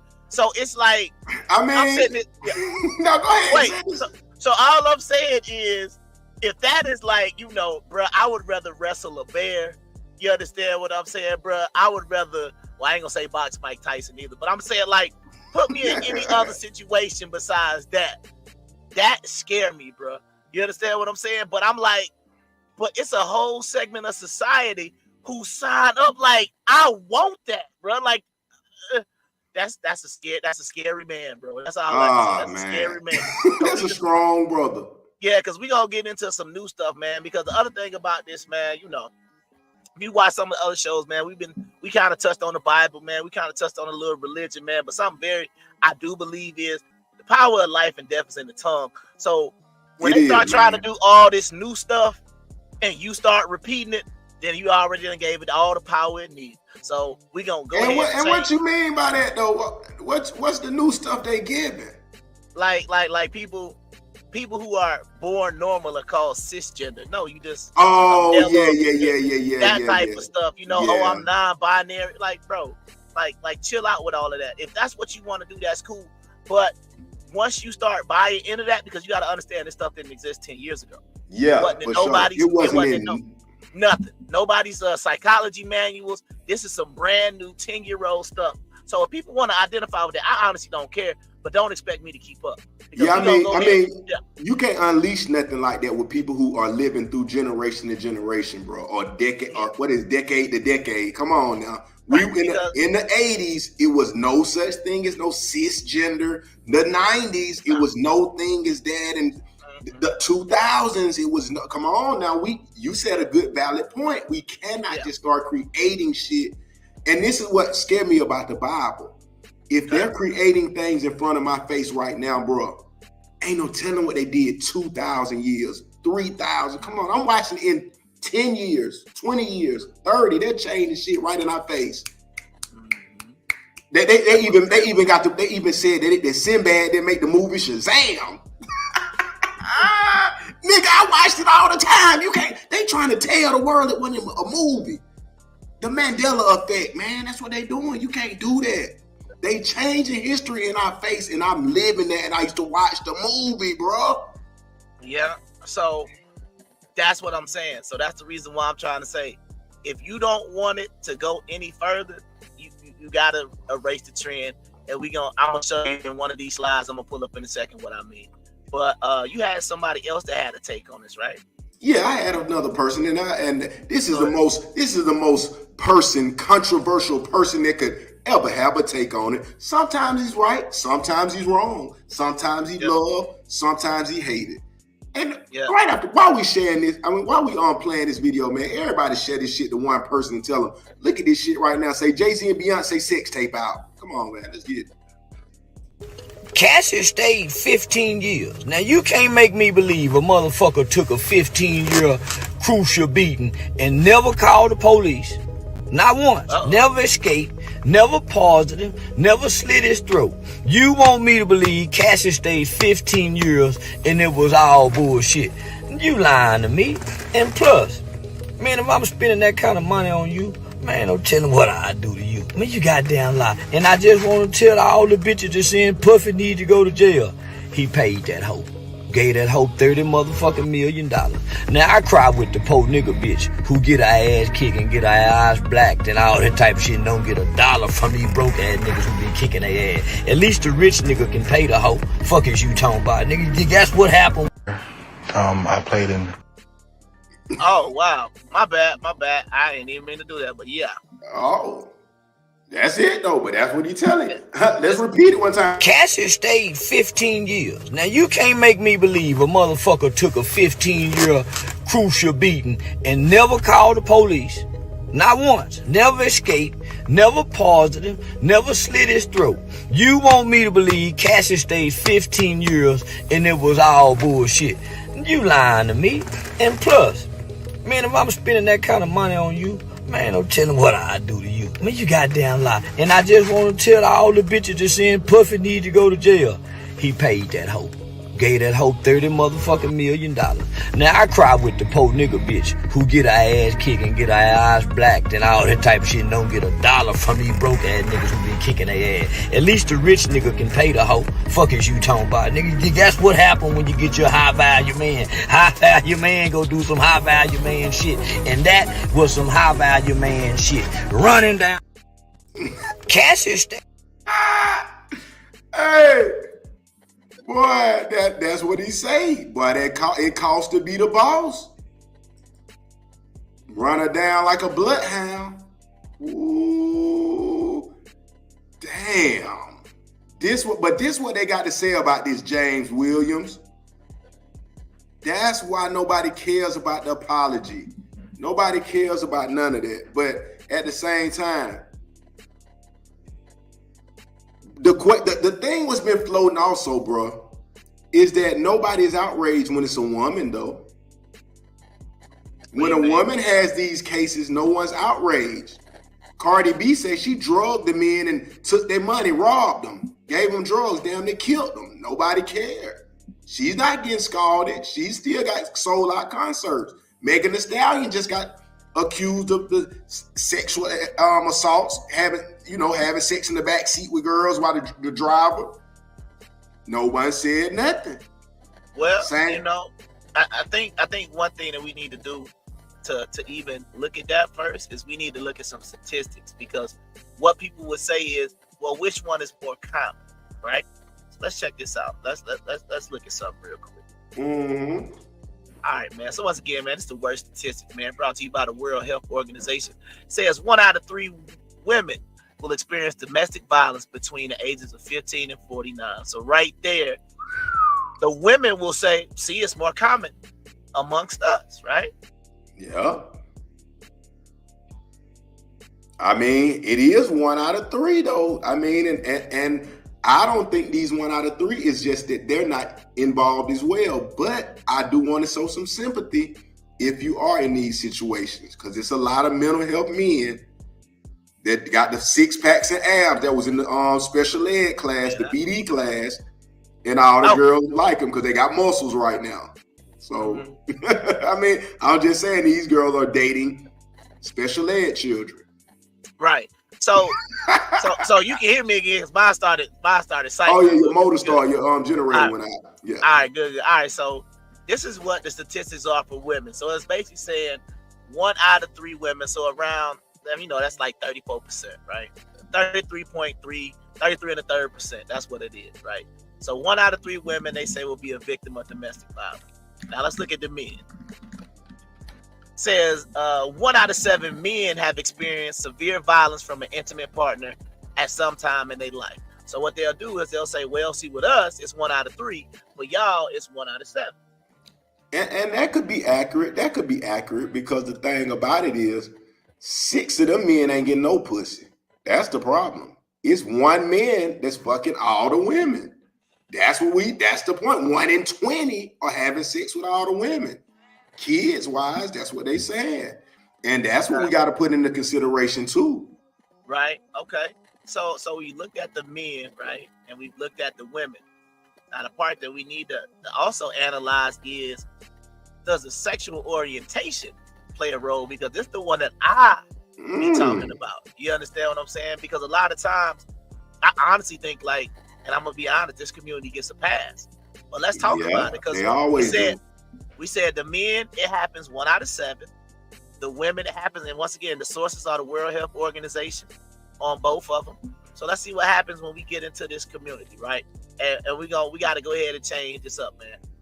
The GT community, that's what I'm calling it from now on. I'm taking back Noah's rainbow. I'm not gonna allow y'all to take God's promise that he would never destroy the earth again. I'm taking the rainbow back. Y'all new symbol is a pause symbol. That's what the GT community, that is what y'all new symbol. So y'all need to have a flag with a big pause button. There it is, right there. Absolutely. The pause that is crew. Y'all new symbol. Absolutely. 2-line crew, man. 2-line. That is pink on the outside, blue on the inside, man. That's what it is. Y'all can take that. I don't want no credit. Well, I want credit for it. But you ain't got to pay me. Well, you can pay me for it too. We trademarking it, yeah, nigga. Y'all nigga trademark no Diddy. Y'all trademark no Diddy. It's trademark. So let's get to the GT community. Just so you understand what that stands for. That is the gay and trans community. That's it. We don't need all the rest of that stuff. It's nothing else, because I promise you, you give me any scenario, they either gay or trans. Period. It ain't nothing else that they can qualify for. You can try to sit there and try to finesse it one way, try to say, oh well, I'm non-binary, I'm queer. No. If you a man and you like men, you gay. If you're a woman and you like women, you gay. If you're a man that say you want to be a woman, you understand what I'm saying? You trans. You trans. You still gay. You trans. You still gay. Right. You still gay, but you trans, right? So that's all we doing. We not doing all them different letters. Y'all not gonna take up half the alphabet and all the colors of the rainbow. We not gonna be able to keep doing it. Not gonna be able to keep doing it. All right. So the source for this is the CDC. It says lesbian and bisexual women experience an IPV, for y'all don't know, that's intimate partner violence, at 44% and 61%. So it's saying if you bisexual, bro, you almost got about a 61% chance of getting into a violent situation or being something, compared to heterosexual women is much lower. So let's just stop right there. Why do you think this ain't even talked about? Because everybody, we got some heavy hitters. When we dang, Dang, that's kind of a terrible thing to say. Damn. But Yeah. yeah. No pun intended. No pun. Yeah, let me do this to myself.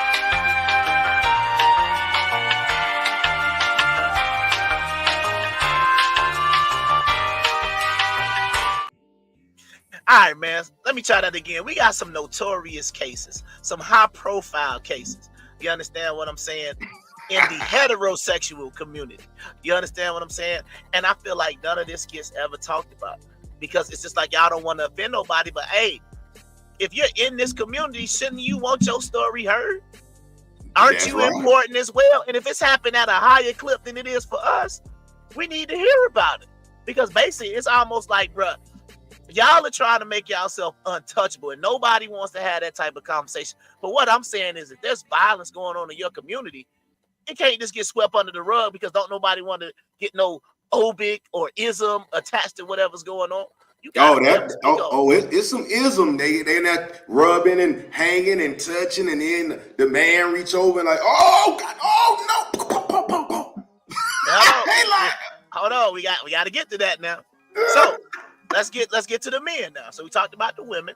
So in the women, heterosexual women are victims of violence less than than gay women. Period. We ain't doing all that. We just put that up there because we had to match the stats. Right.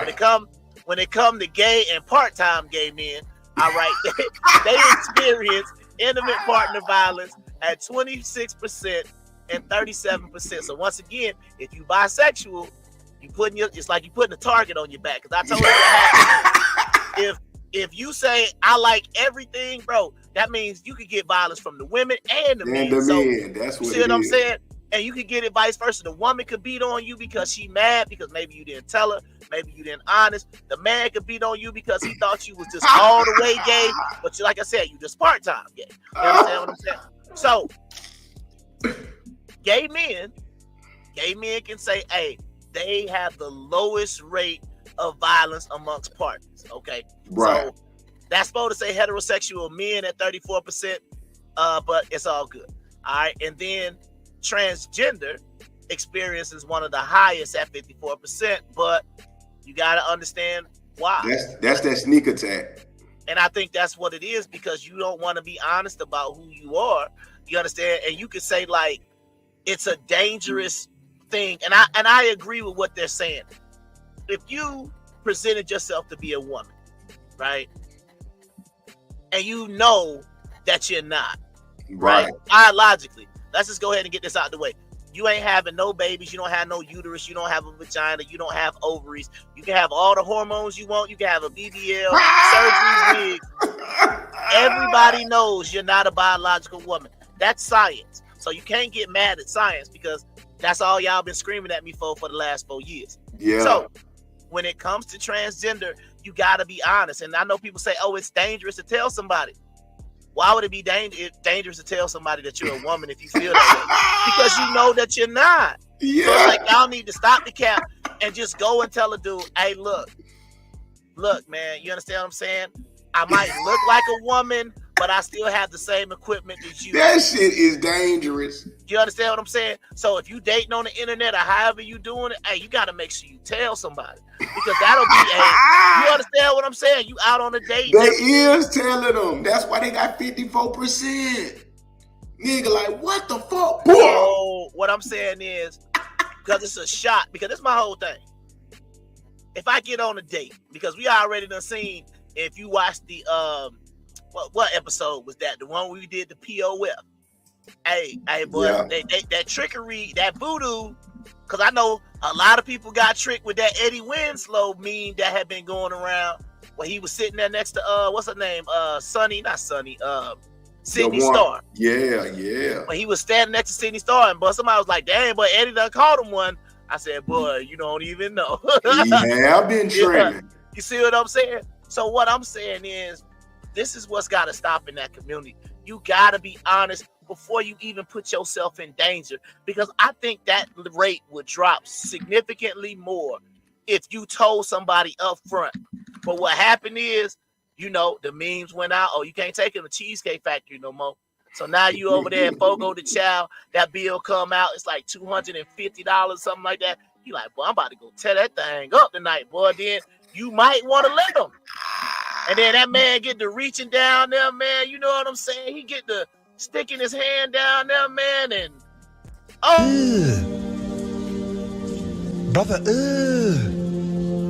what's that? What's that, brother? Absolutely. You see what I'm saying? That man thinking he about to feel that pearl, and that boy done felt. Brother, what's that? What's that, brother? So yeah, I think honesty would go a long way in that community, and until it happens, like I said, man, the GT community, y'all got to get it together, man. It ain't even really the G's. It's mostly like Dave Chappelle said, it's the T's. The T's. Y'all got to get it together. And I'm gonna be honest with you, man. As far as like the transgender women go, the transgender men go, we don't really have no problems. It's not like men are really walking around upset at people. You know what I'm saying? Like I think, and I'm just gonna speak for myself, I think a trans man is a lot easier to accept because like it's a whole bunch of cool studs. No accepting nothing. No accepting nothing. We're gonna deny the Bible and the good word, and we just gonna start accepting the cis. God, no, I didn't say accept. I'm just saying when it comes to like what's already there right now, we're not even on that conversation. Klinefelter, bro. Right, you keep trying to go to that. They born, so it is a dude. It's a dude going to vagina. He get the feeling like, oh shit, whoa. Man.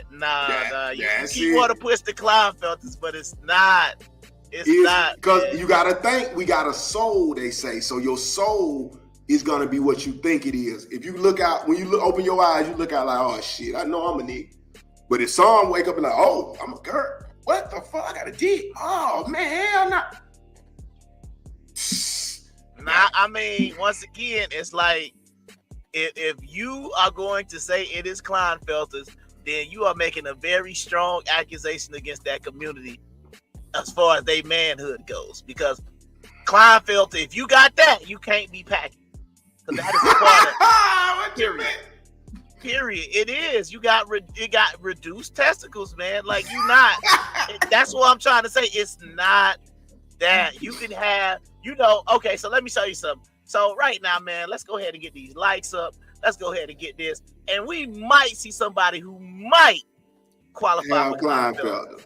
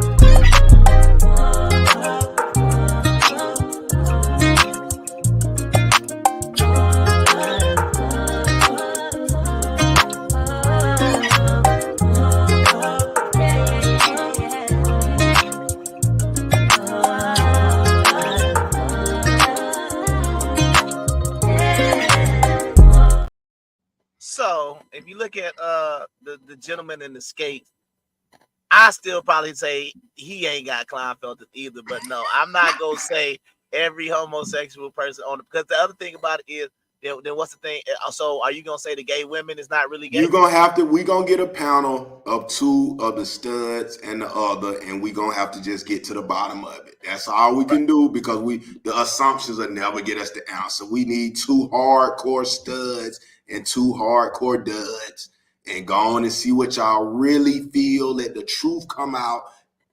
We'll work on that next episode. But this one here is about domestic violence. And I know a lot of y'all are just so caught up on Cassie and Diddy and all of that. But we got to remember, this didn't just start, man. This started with some legends in the game, especially when you want to introduce the entertainment industry. Because they said it like this. What's love got to do with it? Our first couple, when you think about domestic violence, man, come on with the games. This ain't no Rudy Poo game.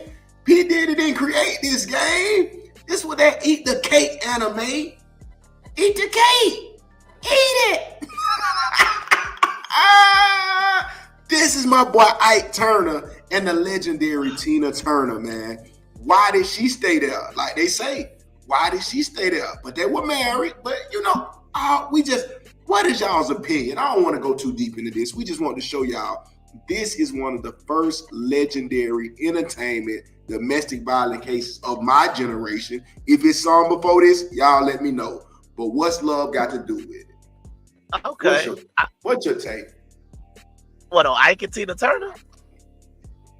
Did you remember them? Did you remember that? Like, damn, they was just nationally beating the fuck out of each other, fighting. Nah, I would say I think it was more the movie. You understand what I'm saying? As far as like the actual abuse and stuff like that, I didn't even know it existed until the movie came out. Right. So I would say that was Angela Bassett's one of her great roles. You understand what I'm saying? As Tina Turner. But yeah, I would say like it's still gonna be the same thing, man. If Ike was, Lawrence Fishburne in that movie was great too, but it's like I know that eat the cake scene is one of these, like, we laugh about it now. You know what I mean? It's one of those things that we say, but I still think about, like, this actually, this happened to, a real person. And to them, it's not, we make light of it because it's entertainment, because it is what it is, but it's the thing, not to cut you off, but it's just a fine line, man. It's some women that get a kick out of fighting with the man. You know what I'm saying? And that's where you got to be careful with this stuff, because that's what I'm thinking on the Cassie and all of that scenario. But we're speaking on it tonight, not to say we with it or against it necessarily. We just stay in the situation at hand. And I'm against it. Anyway, I was about to say, I ain't no. I'm just saying. Ain't no gray area. I'm against it. I'm against it every single way. Period. So what we saying is, when you say you against it, you against it. Hold on. So you against it. So when Tina, she's very muscular. She's a track runner, like you said, the track runner you like. And when she just got there, lean back and get mad, just kick the hell out you in the chest. Absolutely. She need to go to jail because that's a Absolutely. That's what I say. When I say I'm against it, period. I don't never try to sit there and try to finesse, manipulate the scenario to whatever. No, but the scenarios happen that could happen where you just in the house chilling. Wait, hold on. But this is my point, though. This is it's like I always try to say. I feel like in 2024 we make things so complicated. It's very simple. Everybody, keep your hands to yourself unless they asking you to put their hands on them. And when I mean put their hands on them, either you're in the church and you're trying to get healed, or y'all doing something in the bedroom. Completely different scenario. Right. But what I'm talking about is, this is something that I had struggled with for a while. Because I even go back to, I remember this, man, back in 7th grade, man. I was on the middle school bus, right? Right. And this girl, she took her nails and she just clawed it, you know what I'm saying, in my arm, and I hit her in the face. You understand what I'm saying? What? Hey, you saying what? I'm saying I was in 7th grade. She scratched me. I was bleeding, so I hit her in the face. They ain't tell you don't hit no females? Nah, we not doing that because it's equal. You understand what I'm saying? Equal right. So when I say it's equal, I gotta make sure we had this clear. But once again, I'm 7th grade, 12 years old. However you want to look at it. You understand what I'm saying? So this is first and last time this ever happened. But what I'm saying is, you thought it was okay to take blood from me. That's my point. I'm bleeding. You the girls were strong back then. The girls were strong when you're in 7th grade. Someone could beat up the boy. Yeah. So we could actually talk about the women maturing fast. That's what y'all say, right? But what about the men that don't? The men that has sisters that can beat them up, so they got to be rough with the girl. They don't know no better. I mean, I used to fight with my sisters sometimes, but they was all bigger than me at the time. So what was I gonna do? That's what I'm saying. But that's not domestic violence. That is this. I mean, we were children. What I'm talking about is a grown adult balling their fist and trying to do that. But I've never understood. Like, see what I used to say, like this, right? A woman, like, to me, if she wanted to kind of wrestle a little bit, that's kind of exciting to me. But it's a fine line. It's a thin line. Right, but what I'm saying is, when I'm talking about wrestling, I'm not talking about balling your fist, because some girls be want to play fight and punch it. I'm like, why would you want to punch me? That's what I'm saying. I'm not into that. That's the part that I'm out of. If she want to kind of roll like that could turn into something great. You understand what I'm saying? But it's you just to the point. Me in my shoulder just because you just want to, like, that's crazy to me. I mean, she might be so dumb to even be saying around while you chilling, she might just slap the hell out you. Man, get up, nigga. Yeah, see, that's what I'm saying. I don't believe in none of that. I don't believe in none of that. You know what I mean? Like, you just want to just slap, like, you just slap a dude in the face, or a woman want to slap box. Some people raise violent, very rough. But that's what I'm saying. Like, I remember one girl, she wanted to slap box me one time, and I was like, wait, hold up, man. Oh man, yeah. Some people just ain't meant to each other. Yeah, you understand what I'm saying? We not. Do you want to slap box? I said, bro, if this get out of hand, who going to jail? Yeah. Clearly not you. Yeah. You 5'2", I'm 6. No, that's not happening like that. So that's the reason why I'm trying to say it's just certain things I think we should have grown out of. So that's why I said when I had that situation with the girl, that was my first situation, my last situation. Both of us sat there in attention. And it wasn't like, you learned something from the incident. Yeah, what I'm saying is don't make it seem like, she showed up at home with a black eye. No. I just, you know what I'm saying? Open hand. You understand what I'm saying? Oh. That's what I'm talking about. Yeah. Now, one time she scratched me. One time I got the blood. Well, get off me. You understand what I'm saying? And that was the end of it. They called the bus. They pulled the bus over, wrote me up. We had detention. It was the end of it. It ain't no big deal. But in modern times, one of your girls the girl just scratch your neck, you gonna let it. I don't, but see, once again, now we getting into kinks and all that other stuff. You know what I'm saying? Because some dudes be like, yeah, when you know what I'm saying, when you stroking the right, you like for the dig her nails and teeth. I don't like none of that. Like, I don't understand why I be as they say, to each his own. But once again, my question is, why would I want to do it? Some people like pain. I know it's some freaky women and freaky men out there that like that.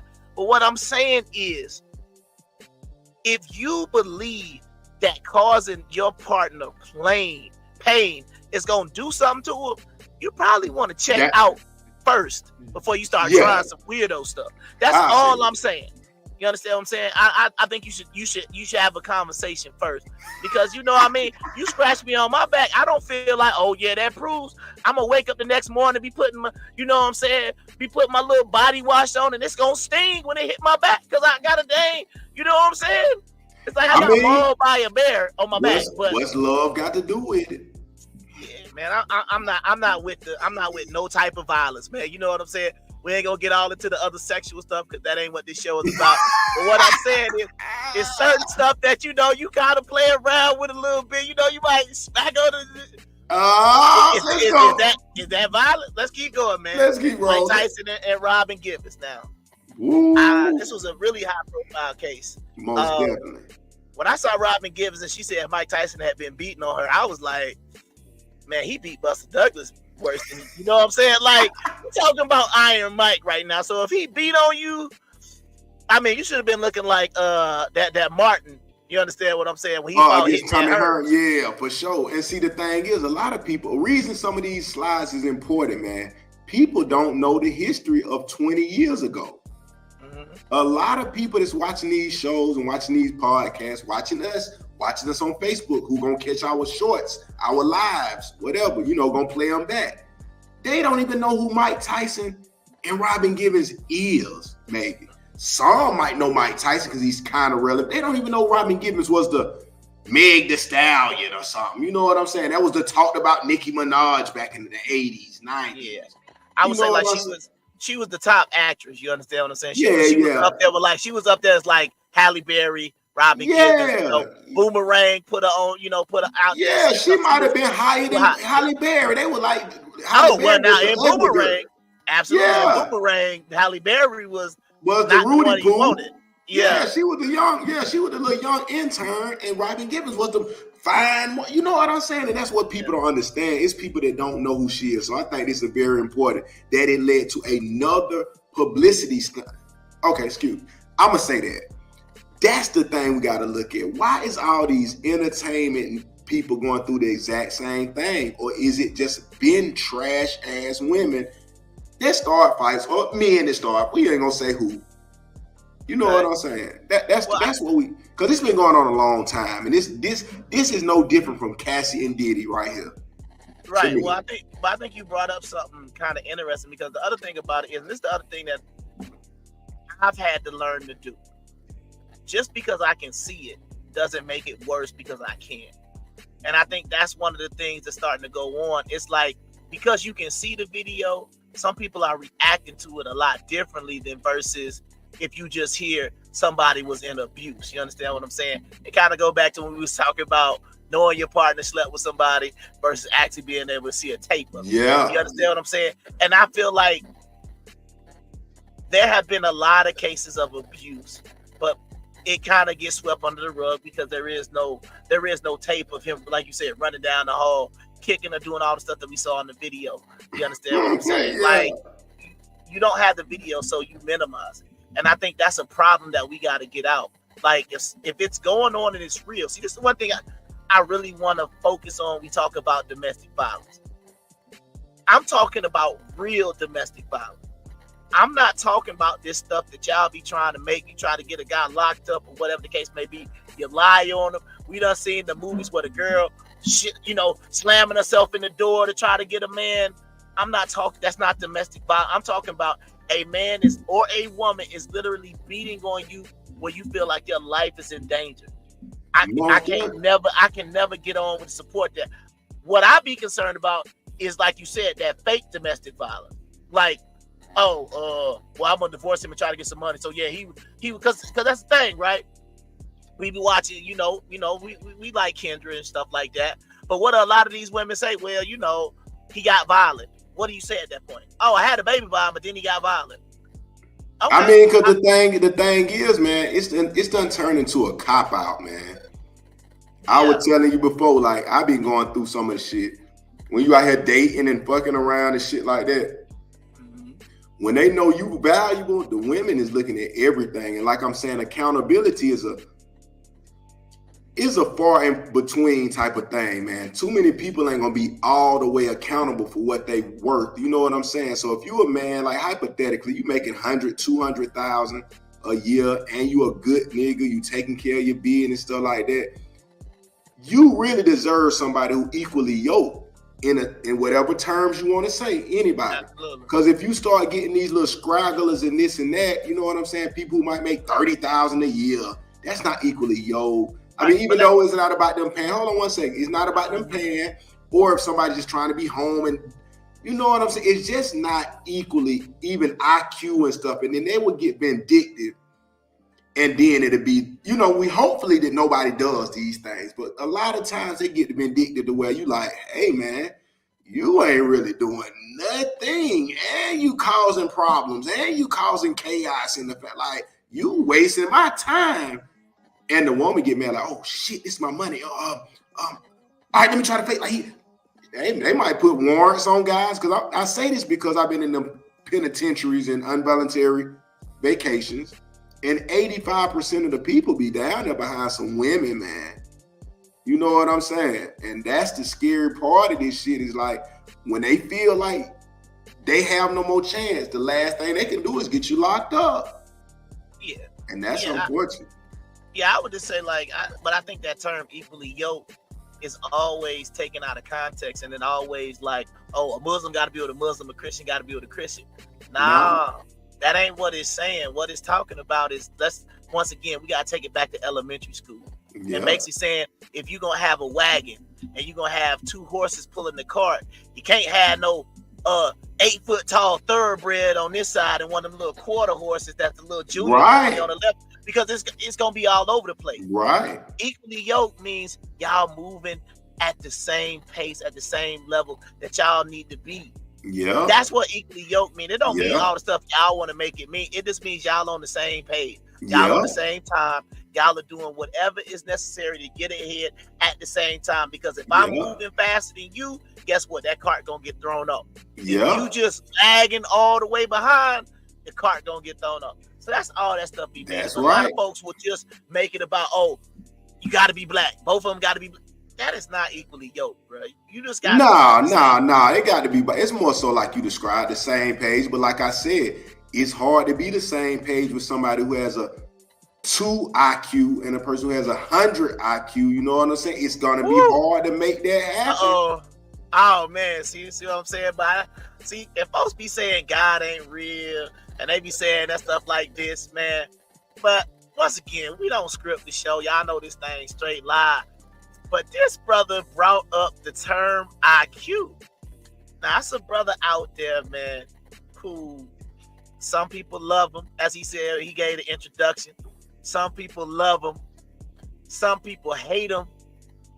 But he got a take when it comes to IQ, man. Let's see what this brother got to say.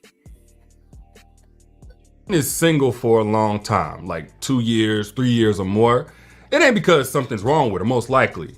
More than likely it's because she's intelligent. What I'm saying is intelligent women, they have the smallest dating pool because they have the least amount of tolerance for BS. He said, if you got a high IQ, the reason why some of these very intelligent women are single is because they don't tolerate the nonsense. It's the lower IQ girls. It might be I don't know what category you want to put those women in that are allowing the men to get away with it. Now, I know a lot of people don't agree with what this brother stand for and all of those things. Gary Jackson! I will be like, man, because I got to play this real quick just because I put this dude on the screen, because before we even talk about this, let's go out ahead and identify who he is. The worst. Huh? The worst. All right. So now that we got that out the way, is there any validity to smart women are single because they don't deal with BS? Or is this pandering? I mean, it's pandering. We know it's pandering. We know that. But the thing about it is, it's somewhat right, but it's just the fact that women have been holding their value in their IQ and their PhDs as a means of, hold on, let me say it like this. They've been using the IQ, if they got a high IQ and the PhDs, they've been using that as a way to determine their value, when that's really not determining the value. That's just like a man in the equal sense. Just because he got some nice cars, nice clothes, that don't make him a good man. You know what I'm saying? Absolutely. That's where we're getting confused, because it's the same as having a bachelor's degree and this and that. That ain't making you a good person. You know what I'm saying? So, or like I said, you can be a good person. That doesn't mean you're a good spouse. That doesn't mean you're most definitely. But most a good boyfriend. Most good people, most bad people are bad spouses, though. That's the problem. Right, and that's the one thing I would say. I feel like a lot of this is, it makes those women who are fit into some of those categories feel better about why they're single. Oh, you're just so smart. So your IQ is so high. And I get it.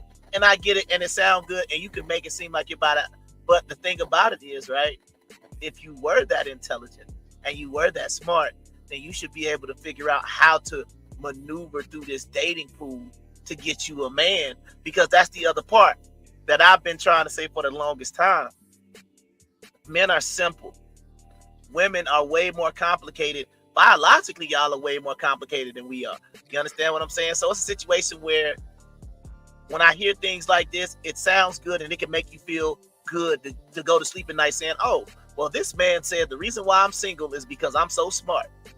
Oh yeah, they're looking at all the cop-outs. Yeah, they're looking for the cop-outs. But I do agree one part is that it is some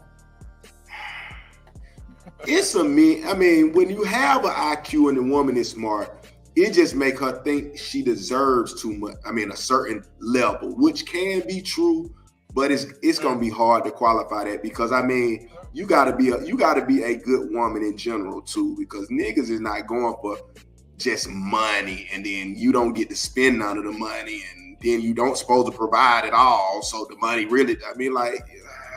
Right, but the question at hand is always going to be, what does that other person want? You got to ask yourself, as a man, if I want to make myself attracted to women, what do I do to make myself attracted to women? Women are not, in my opinion, the same way, saying, how do I make myself attracted to men? Because I think men, we got y'all figured out. You want a man that is tall, you want him to work out, you want him to break your back in the bedroom, and you want him to pay for everything. It's simple. Y'all not that complicated. We don't have to have no, oh, I know every, and then like I say, you can start adding on, oh, he got to be able to talk. You want intelligence. You want all, but basically, you're looking for a protective provider and you're good. You understand what I'm saying? Like, yeah, this is shaky. Go ahead. You might even get some. No, and that's all I'm saying. So all I'm saying is, but then when it comes to men, what does a man want?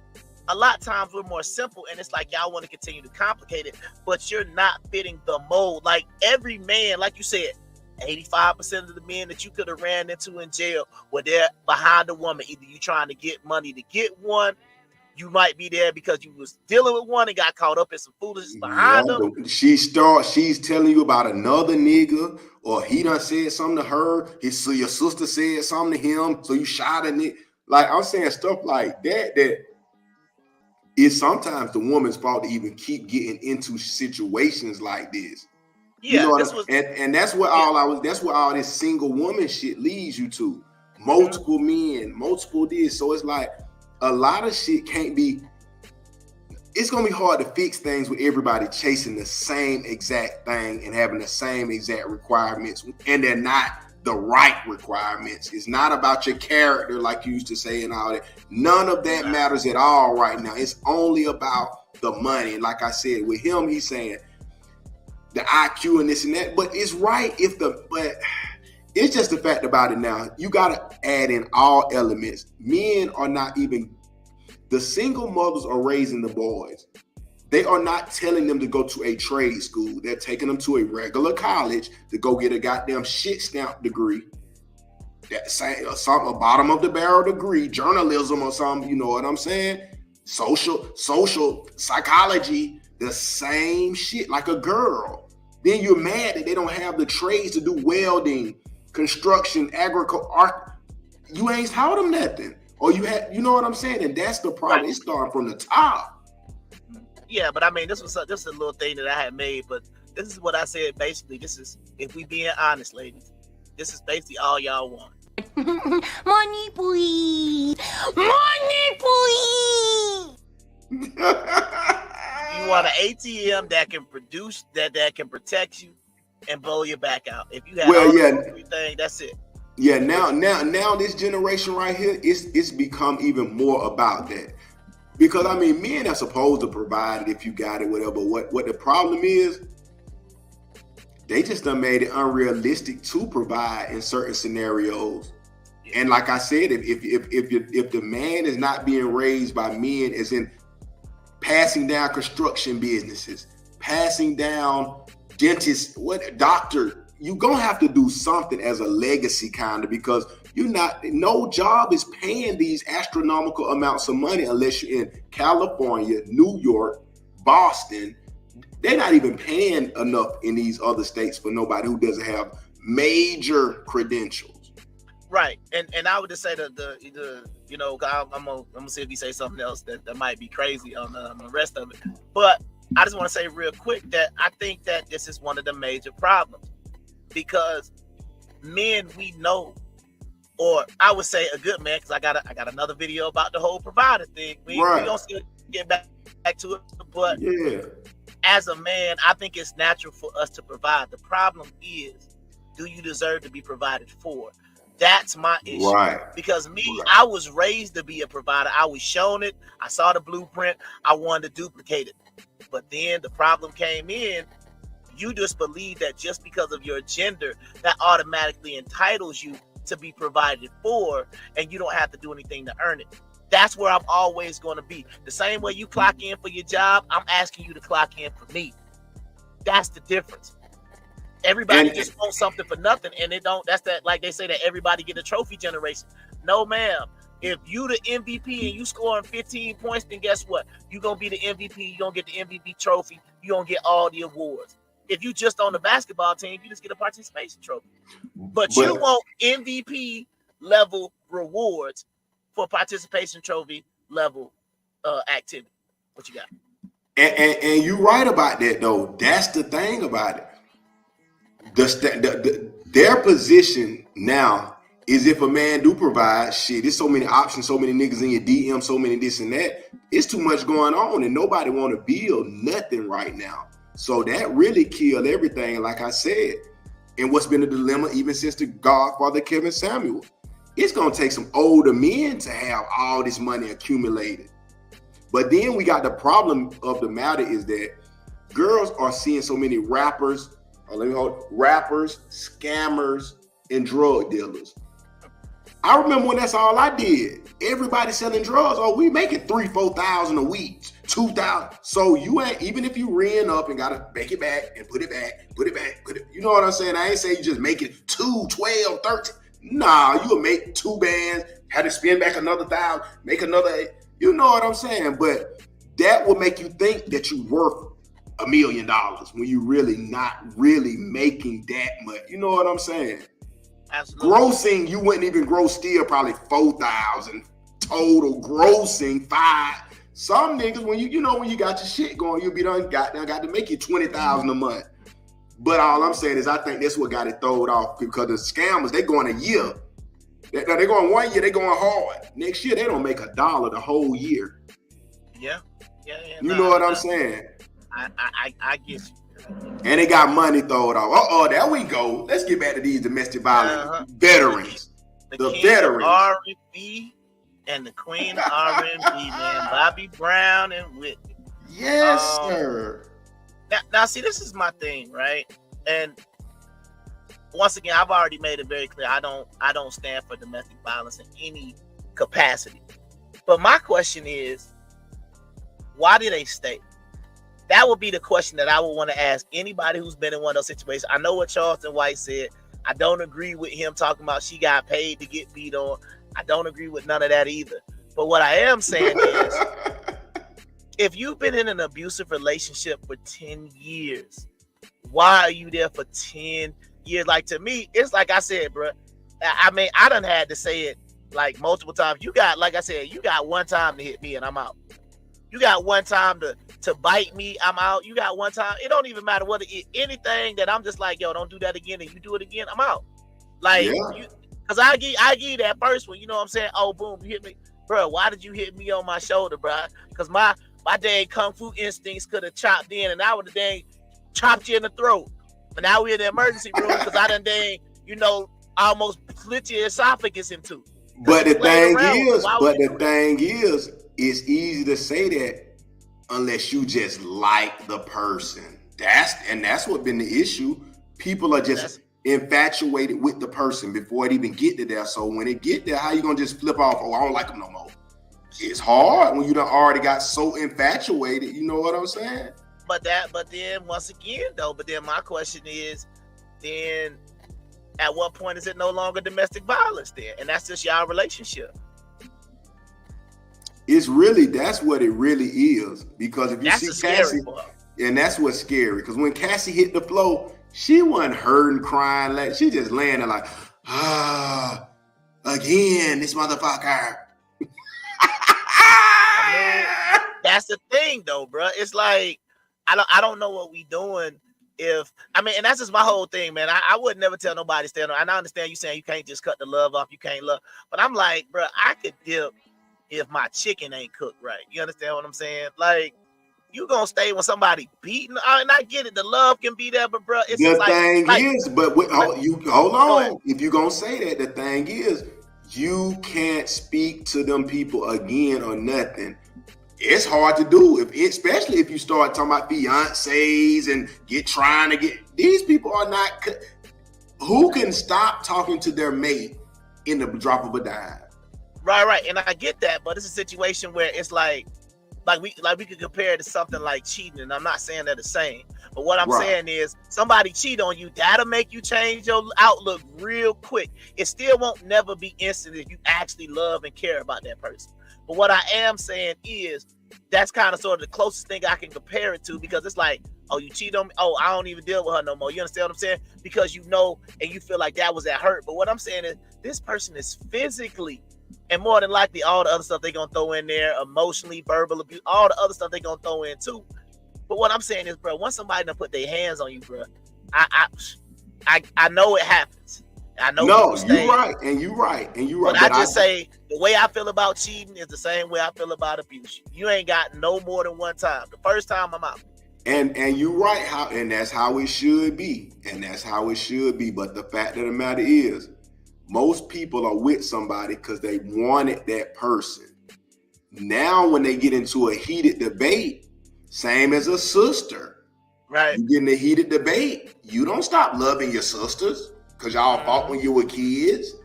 That some people were raised around that throughout their shit with the sister, the brother. So they like, nigga, you love me then, nigga, shut up. Y'all fighting and all that. And then it's all good because you already have that forgiving spirit from doing it with your brothers and your sisters. You know what I'm saying? And that's the scary part. Yeah. The next one, man, a pretty well known one, man. This was one of the big name baseball players at the time, David Justice. And they don't know him, bro. They don't know him. I probably don't remember David Justice, but he was one of the top baseball players at the time.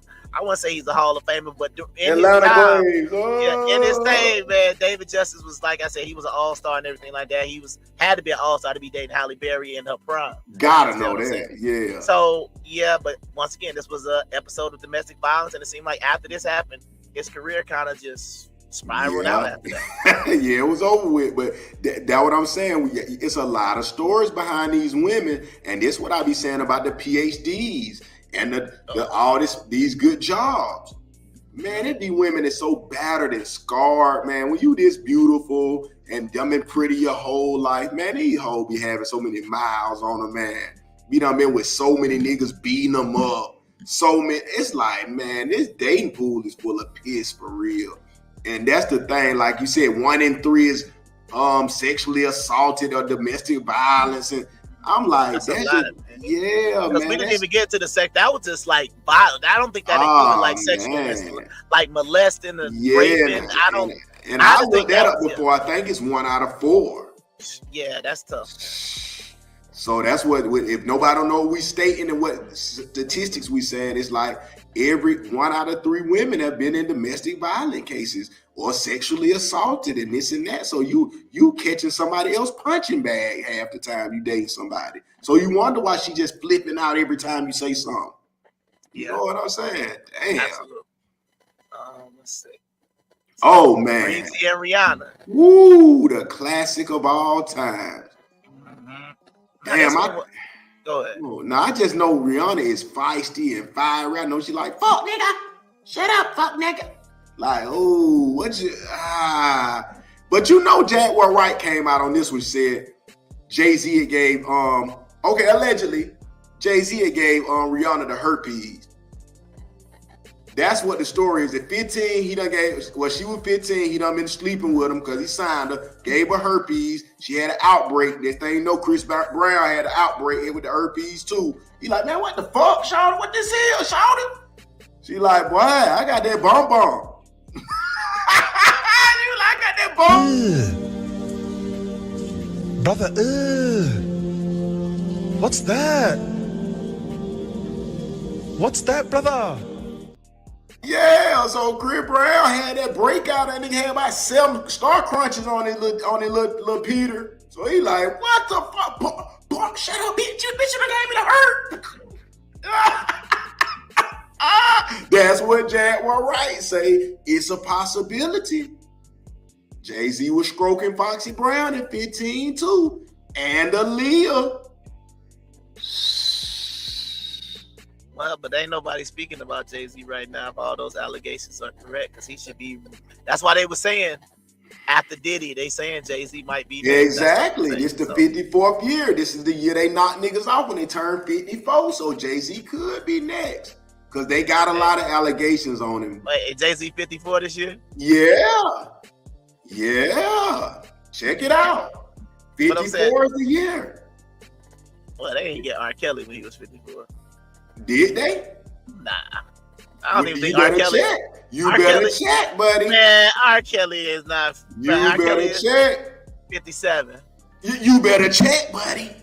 54 was probably when he was sentenced. All right. 2020. 2020. Or 2021. 54. Let's go. Show it. Talk about it. What date it was. I'm looking at it right now. Talk 54. About it. Nah, man. All right. Okay. I'm looking at it right now. What is telling you? No, I'm saying he was convicted in 2022, which made him 55. Oh shit, that was the 54th year. Don't you try. Their birthday 1 year. Oh shit. They don't want to tell you. Come on, bro. Come on, what day is birthday? When his birthday is? It got to match up. When his birthday is? January 8th, 1987. Oh, okay. Come on now. He got charged at 54. Not sentenced. Charged. Nah. That's when Diddy getting charged in 54. That's when all the allegations. Come on now. He ain't charged. You just said the key word 55. So that's letting you know that year before he was getting harassed and charged. Thank you. Nah, that's what I said. It said he was convicted in September, but the trial lasted. He's not convicted yet. No. Diddy It is said not convicted. No, what I'm saying is September 2022. That's when When was he charged? Oh, let me see. Well, the last time, right? Yeah. I'm saying because you remember he you got charged. You know what I mean. You know what we're looking for. Let's stop it. Let's stop the bullshit. 2019. So he said 4. Boy. So 2019. He was born in 1976. That would have made him 43. 40? I'm sorry. That would have made him 53. My bad. Okay. No. Hold on. Hold on. Now we'll let it slide. We're gonna let that slide for now. So 2019, right? He was born in 1963. So he was 42 when he got charged. He was not 44. Not no 42. I ain't 46. January 8th, 1967 to 2019. That is 52 years. 52 years. Okay. It ain't 54. Yeah. That's all I'm saying. That cool. We'll keep it. I know you want to make it fit. No. I don't know. Like with the OJ, man. If the blood don't fit, we already got a full gematria on R. Kelly. I just added that for myself. I didn't know. It might have been 51 when hey, I get back to you. Don't worry. We'll do a whole episode of Aura. Don't worry. Oh, that's a long episode. Let's keep going, man. Let's go. Oh my God, she's back again. Yeah, I don't know what's going on with this. Okay, let me tell you a little bit. Take up on that one, yeah. Okay, this is the scenario. She was married or chasing down both of these two men or whatever. Married to one of them, had a child by Gabriel or whatever. And you know that she tried to put him on child support, or he put her on child support, whatever the case. But the other one is Oliver Martinez or something. This is what she dating. She jumping around all type of races. She don't care what she do, and don't give a damn about it. So boom, woo!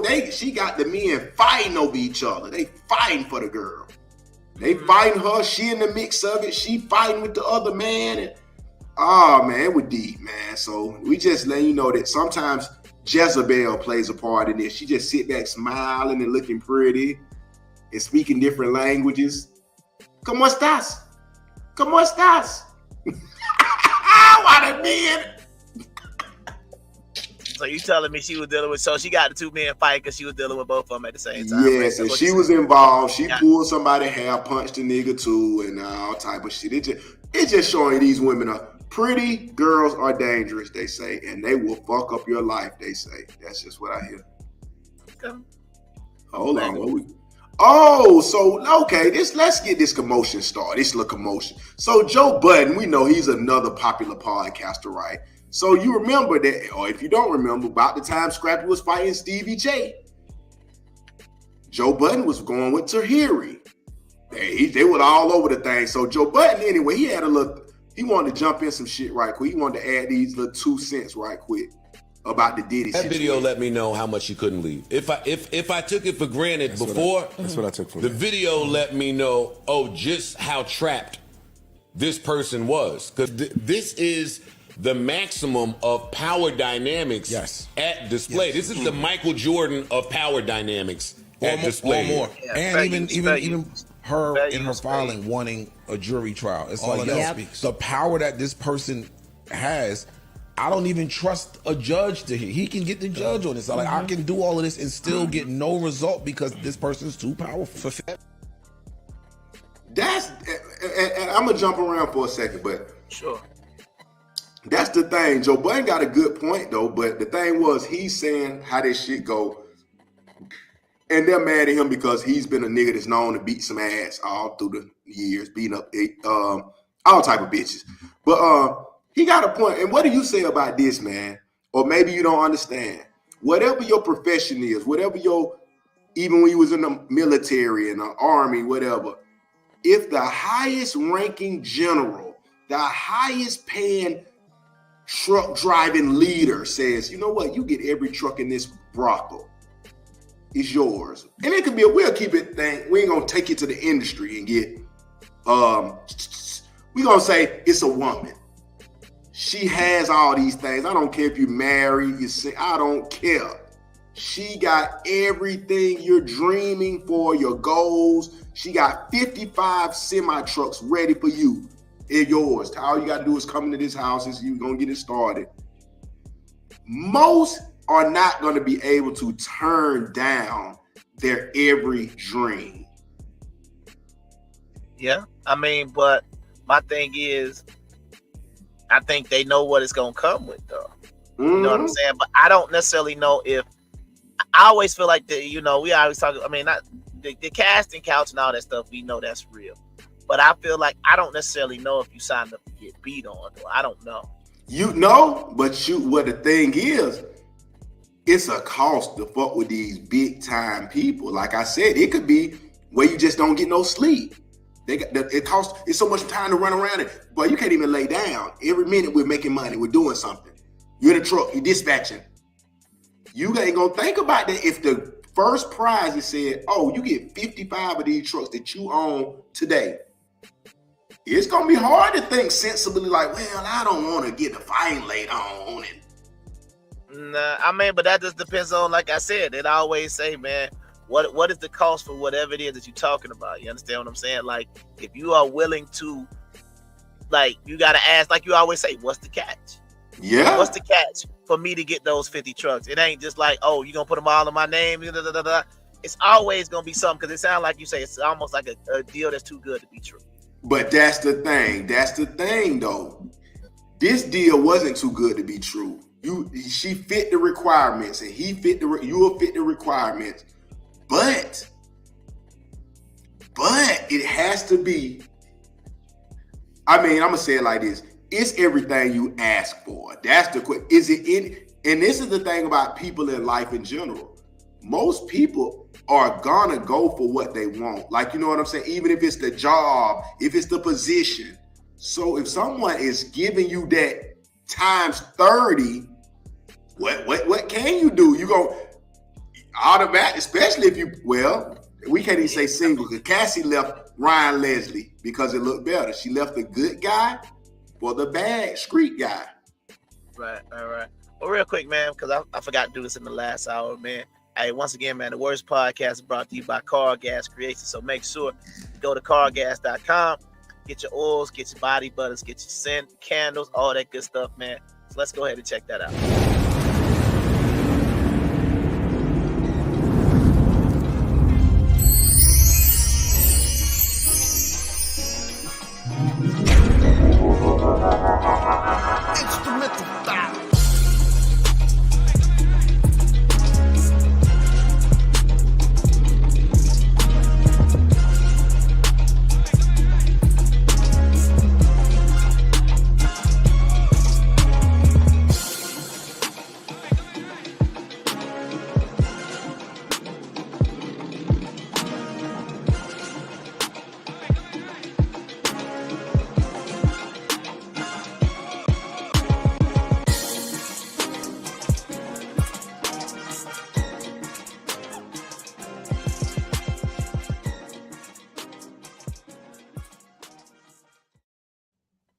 Okay, then. All right, yes, man. Sir. So, like I said, so we back, and like I said, man, this so people just don't know we don't be out here just be talking, man. But I actually support it. So if you saw one of these right there, man, you can tell right now that's one of the bottles. You probably can't read it because of my green screen, but this scent right here is called "Give 'Em Some." So, ladies, if you out there watching, the ladies who I need to be talking to. So when I put this on, y'all know what time it is. All right, man. Let's keep going. Let's get back to it. Yeah, absolutely. That's all I'm concerned about. All that other stuff. Y'all on some bud, but y'all know what y'all doing. But we gonna get back to Joe Budden, man. Let's go. Okay, yeah, that's all it was. So she say this whole shit took me out. This is what she's saying about the video. So hard to watch. So sorry for Cassie and every other woman she messed up, who's currently going through it or have ever gone through it. It's tough. Then she really react to the video. Fuck out of here. You know she wear that jersey. Fuck out of here. Get the fuck out of here. Get the fuck out of here. Who? The irony. This is so triggering. I remember Joey threw me down a flight of stairs, dragging me back into the house, yo.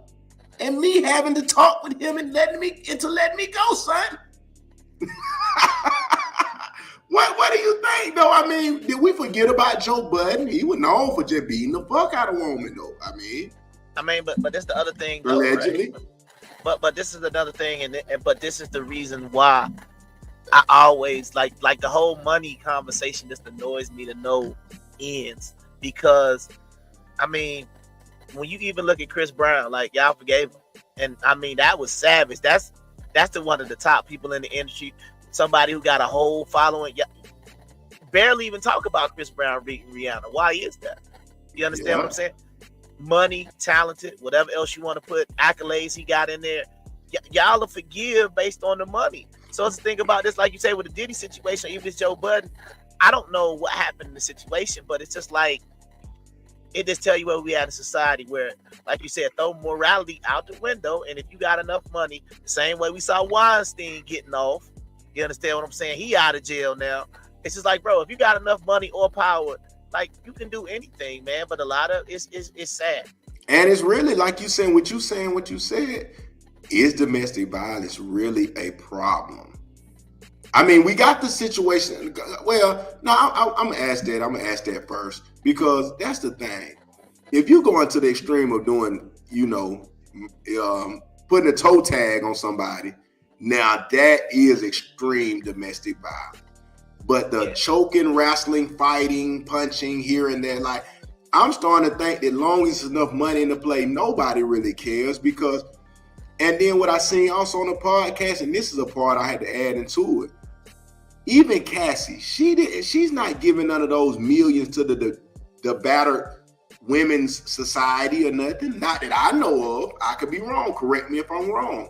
She just took the money and her and that little train is going to goddamn traveling. You know what I'm saying? They not helping people out or helping the women. You know what I'm saying? Yeah, I would say absolutely domestic violence is a problem. The only reason why I say absolutely is just because it's just showing you that people can't control their emotions.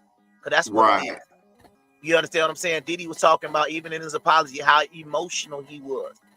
We shouldn't have this type of level of emotional men running around, especially to the point, like I said, you just stomping a woman out, bro. Like, that's insane to me, but it's the same thing anyway.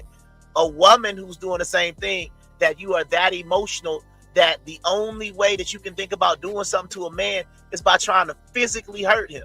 Like if he cheated on you, you just gotta punch him in the face. Like, bro, that's not the move either. But you see this word right here. I don't know if you see the arrow, triggering. That's the new thing, new trendy word. But do you feel that it's any triggering? But like because they saying it's like for the man, the way a woman might say something trigger him to make him want to hit her, and the woman, like, is that gonna be the excuse, really? Like, I think the triggering is just the internet word to kind of get a little hype to it. But I feel like it's a trigger, not triggering. Triggering is a social media word.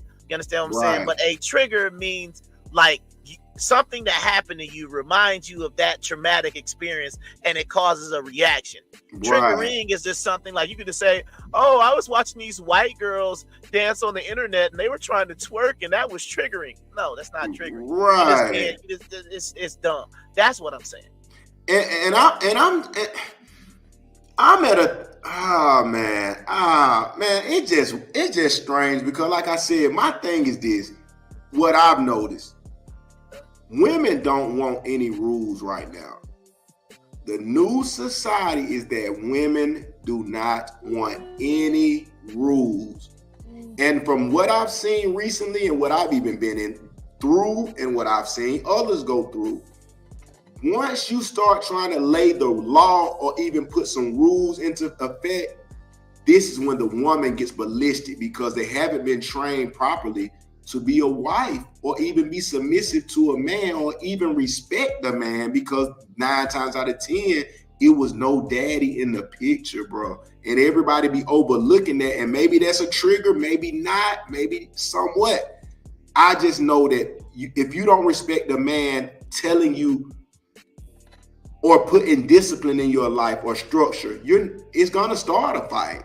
That's the problem, because they're not even respecting any man from the jump. So it's no hope for a husband or a boyfriend to come in setting some kind of standards or boundaries. It's not going, and that's what I get from this, that it's no boundaries. Time he was like, "Hey, shawty, you can't go out there like that." "Oh, nigga, I mean, you can't tell me nothing, nigga." Yeah, that's how bitches is. I think that is if I could identify the biggest problem that I deal with is the lack of accountability and the lack of not want to have any sort of structure and rules. A woman will complain about her situation. Me and Mo was having this conversation. You're broke, but it's your man's fault because you're broke. But you made every decision that you made without consulting your man. How is it your man's fault? It makes absolutely no sense. It would be like that's what I'm trying to say. That is a weak, emotional woman. The same way is if a nigga was broke and he looking at his girl like, "I'm broke, it's her fault," and then he go off and beat her because he's broke. That's a weak, emotional man. That's my point. Like, it shows you like no accountability, no rules. And that was just, like I said, bro, I just had this conversation literally 2 days ago. Was it last night? It's a reoccurring conversation. Bro, it happened so much, I can't even tell you when I had it. But the gist of the conversation was, you're upset because I don't do what you want me to do. You're upset because you're in a bad situation and you want me to save you.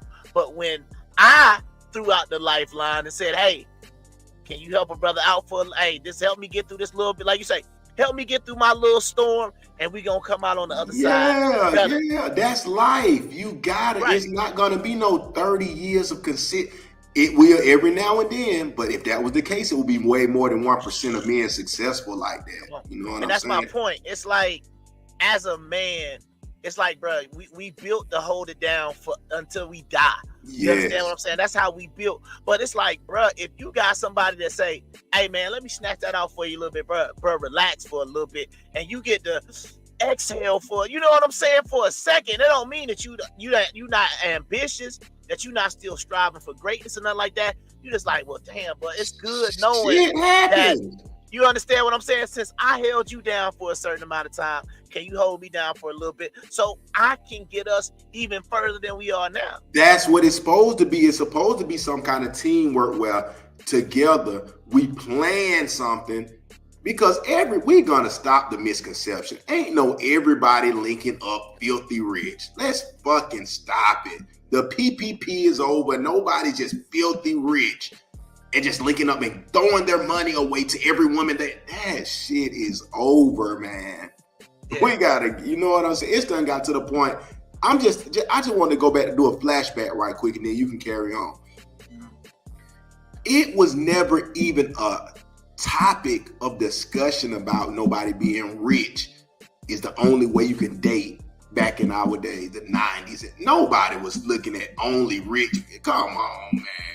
Yeah. I mean, because this has always been my question. When does it stop? What is enough?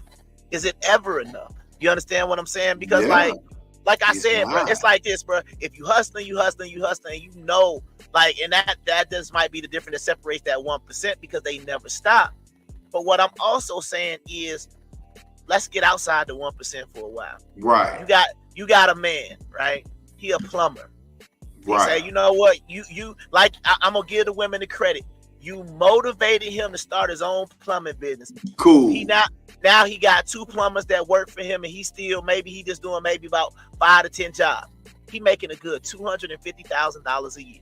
But you still pushing it. Why you only got 2 employees? Why you only got 2 trucks? You should have about 20 vans and 30 Yeah. Why? It's like he already was doing something before and he elevated himself. But it's like it's almost it's like never enough. Bro, that's what it is. It's like it can't go to dating a man who went to culinary school, who then become the head chef, to then going not maybe had like you said having a food truck, maybe having a little like my cousin, a little bistro.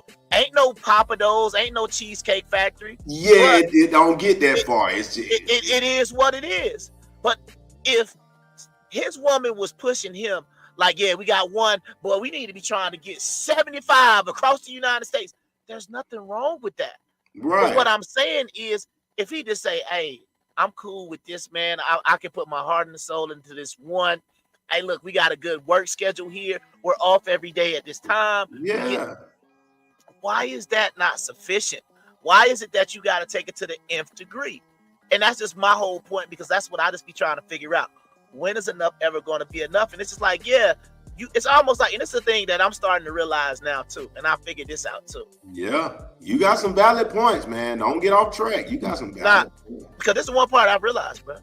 You trying to kill that man. That's what you trying to do. You want to kill that man. You want that man to literally work himself to death. Yeah. You understand what I'm saying? Because he has built or he has established something that is good or better. Like, this is my whole thing, right? I'm a numbers guy. I love percentages, right? Me too. So if I'm looking at something and I said, it's like this. If I could say, I make more money than 95% of the country. It's only 5% of the country that make more money than me. Then financially, I should be good. You understand what I'm saying? It's like, oh, but yeah, even though I'm doing better than 95% of the country, hundreds of millions of people in allegedly the greatest country on earth. Right. And I'm doing better than 95%. That's still not good enough? Mm-hmm. That's insanity to me. Because it's almost like, yeah, go ahead. Nah, I ain't want to cut you off because you was going down the path. Go ahead, let's roll. No, I'm just saying, bro, it's like, I got to get the Bezos level. Oh, but you know, hey, but the king of Saudi Arabia still got more money than you. Oh, damn. So I done got Bezos level money, but I still got to keep going. And why I was going to jump in, because I'm so much feeling what you saying, no Diddy. I'm saying the fact on top of it is that how many people, and I'm having flashbacks from our generation, like I say, the 80s and 90s to now. How many people guaranteed themselves, even if you a hard-working nigga, I'm talking about a bad bitch, a hard-working bitch and a nigga, who was guaranteeing that they make $1 million? Not many people were just banking on through their life. If you didn't make it, if you just didn't make it early or just make it, everybody wasn't just hoping for millions. Now the thing is, every single regular person who was born with rats and roaches in their house is feeling like they deserve a millionaire. It's not gonna happen like that. It is not gonna happen, man. But that's the other part though. That's like the standard now, or like even you got people that's talking like, oh, admit that ain't no money. That ain't no money. You see these NBA players, but you can ride the bench and make $6 million.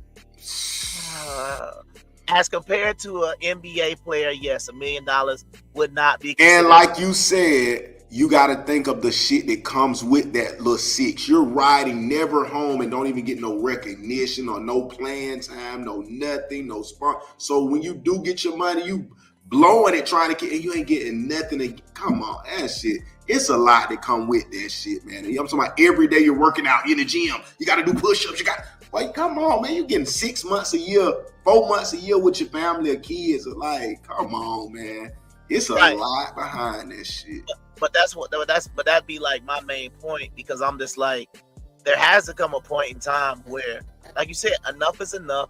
And a man, because the whole point about it is, it's rare to find somebody that make a lot of money who's not busy. Right. So, and who's picking you out of the million people in the world. Like, come on. Right. You get what I'm saying? But it's like, so if I'm just making all this money, but I'm always working, always going, what's the point? Now he ain't getting to live his life. You cheating on him because he ain't helping you. He ain't loving you right. It's no point to keep chasing the money because it doesn't come like a scammer. That's what I'm trying. People are sitting back. See, that's the thing. It's so. I ain't even gonna say so many, but it's so many weed sellers and crack sellers and pill poppers and pill sellers that women are getting that little dose, seeing that 10,000, 30,000, they're thinking that's millions. And now they're banking on millions coming in when it's like, that nigga had a hot month. He got 60,000 in a month, but the next 3 years he don't make no money. You know what I'm saying? Like people ain't being realistic, man. But that's the whole thing though. Like I just and that's been some of the craziest things that I've heard or that I've seen when people are like, I either got a divorce or I broke up with my boyfriend because, he wasn't ambitious enough, or he just kind of stopped going, he had built this, but shoot, I'm trying to, like they'll say, oh, we want to be a power couple. We want to be like Jay-Z and B. It's only one Jay-Z and Beyonce, pimp. No, there are no other ones, man. And I'm agreeing with what you always say, man, every week, man. Let me stand in the camera. But I'm agreeing with this, man. It got to get back to the morals and the character of the person, because everybody's not gonna make it to the $1 million a year finish line, and it just doesn't happen by chance like that, man. Yeah. And even the nurses and doctors and they're struggling right now. It's not what you think, right? But see, that's my point, right? And maybe this will kind of bring it in the light. Yeah. Imagine as a woman, and some women might feel like this is what's going on, but imagine physically, if you were just compared to the most beautiful women on the planet, and physically, and I don't care how much weight you lose, you still ain't gonna look like that person. You understand what I'm saying? Because it's genetics involved and other things involved as well. So it's just like somebody saying like, oh yeah, you're cute, you got a nice body, but it ain't built like Meg. Yeah, you ain't pretty in the face like Lisa Bonet's daughter. Yeah, and that's the standard that is set. So your whole entire life, you're looking at these flawless individuals, these perfect bodies. Yeah, and you're always noted like that's gonna be impossible. You can try to get surgery, it ain't gonna get there. Yeah, but at the end of the day, you're always gonna be prepared to the most beautiful women on the planet. Some people say, well, that's what they do now, Instagram and Kevin Samuels. No, that ain't what I'm saying. What I'm saying is that dude who you dating is complaining because you not Lisa Bonet's daughter. Because that's what y'all do to the men. Y'all complain to the men that they not LeBron James. Yeah. You complain to the men that they not Future, and they like, but I make $100,000 a year. What's the problem? I went to school. I got a trade. Yeah. But it's like, but $300,000. Like if I was with LeBron, he worth almost $1 million. It's comparing the working men to the scammers and drug dealers or athletes, bro. It's two different brackets. But what's the scary part? A lot of y'all women who went and did this BBL or didn't, or just some nice looking women, that's not guaranteeing you still deserve one of these type of people, bro. Just be a bad bitch with a regular life. But people don't even want that no more, bro. It ain't even enough to have a regular life no more. And then, like I said, bro, shout out to the little African braiding shop up here in Piston, Pennsylvania, man, that braided my hair today. And braid my hair. So as I was getting my hair braided, right, they was, and this is just something, it's on topic. Yeah. It's something that I was noticing because they had the little African music playing. I have never seen so many little bitty booties in a music video in my life. Like it was like they was dancing, they was doing a little bit of twerking, but not just like stuff like that. Hula dance. A little something, yeah, kind of on the beach, kind of like you say, a little hula dance type stuff, right? But like their bodies were so normal looking. You understand what I'm saying? It looks strange now, don't it? Yeah, it looks strange because I'm like, bro, I didn't see no BBLs. I didn't see no big fake chest. You understand what I'm saying? One girl even kind of had like a little bit of a fupa, but she was in the front dancing.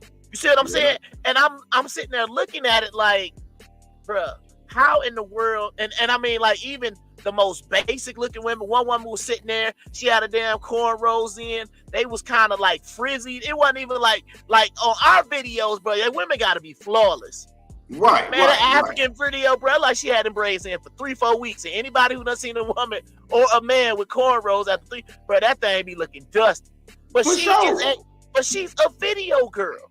She's the woman in the video who the main star is having lunch with. And I'm like, bro, we got stuff thrown off, man. Yeah, we living in a fairy tale, man, and we watched it happen. That's the purpose of this show. And it's the purpose of our conversation sometimes. It's definitely tonight. Man, we watching this shit change in our face, bro. And I'm saying this to the viewers too. I'm going to play this back. Y'all, we watching the world change in our face. I'm talking about it went from where women didn't even have lashes. You use mascara. We went from where nobody was doing no body augmentations and changes to their body. It was love for a woman to be slim and just pretty. No makeup, nothing. Now it's the complete opposite of everybody with this baby doll house shit. Bro, you got to remember, plastic surgery used to be for white women. Yeah. Or for like celebrities. And we used to laugh because, oh, look at that white lady. She got to get that facelift. But y'all know black don't crack. Yeah. But it's like, now black people, sometimes black women, y'all are all been in y'all face. Y'all skin color is changing before our eyes, like the Sammy Sosa. Oh, you know, man, Sammy Sosa went to my complexion to Drake. Like, bro, like, I don't know what's going on anymore because plastic surgery was never something like, I just never thought we would get to that place as a group. We watching it. We have normalized plastic surgery for us. Yes. And it ain't just BBLs. It ain't just the, breast augmentation. It's this skin, shit unbelievable. It's face. You getting your eyes changed, your nose, like, bro, like that's too much, man. We were never supposed to be even dealing with that side. Man, it's just and I just want to piggyback off of what you're saying, though, Diddy. But man, it's even to the it's even to the teenage girls, bro. Cause like I say, I got daughters and shit, and they got friends and all that, and I mix around my cousins and all them too. But that's the thing, bro. It's like at 12 now. They're like, can I get I want to get piercing. I want to get I'm like, why is we looking for something? That is not getting a positive response. If you go get 3 piercings all in your belly and ear, like that's not a response of a respectable woman. We done got so far that the first thing every young girl is ready to do, go get tattoos. And I'm like, hey, because I'm talking to my daughter and them and all that and all that little situation and stuff before you 16, 15. I'm like, so y'all ready to damage your body and everything. Don't know if you meet a lawyer that don't want tattoos. Now you lost your whole bag. This nigga makes $700,000 a year, but he can't have a girl with tattoos. You done killed yourself. You know what I'm saying? You missed out on the biggest opportunity ever. Now you with Jerome with $28 every week. But let's go. We're gonna go to what. Let's go on and talk about Joe Budden, what he's saying, because it's serious though, because these young kids, man, they living in a false reality, but it's gonna be hard to come out of when you just out of high school and everybody think you're supposed to be a millionaire, and now you got to go get in this one bedroom with air mattress and trying to figure it out and shit. Yeah. Go ahead. That boy Joe Budden response. You want me to shoot him out there? You got it. You want to read him? I got it. It said at the real Tahiri, you a lying, failed gold digger that has abused, targeted, and manipulated many men. Outside of me, you lack an identity, which is why you tried desperately to attach yourself to me for over 15 years. The last time I saw you, I purchased a mattress from you, and you were happy you made the sale. You were fine then. There was a night after Starlet 6 years ago when you invited me inside your new place. You were fine then too. You were on my body your entire last stint on Love and Hip Hop and tried your best to disrespect my son's mother in the process. I had to ask producers to keep you away from us like the cancer you are. Yet you continue to slight my name online because it's your identity. I don't speak to you or about because it's low vibrational. You're a low-level dickman, con woman that been lying about. You already know. Oh, it's saying next slide. Let me see. Oh, hold up. Let me go back. It's in the way. Hold on. Go back. Low level. Yeah.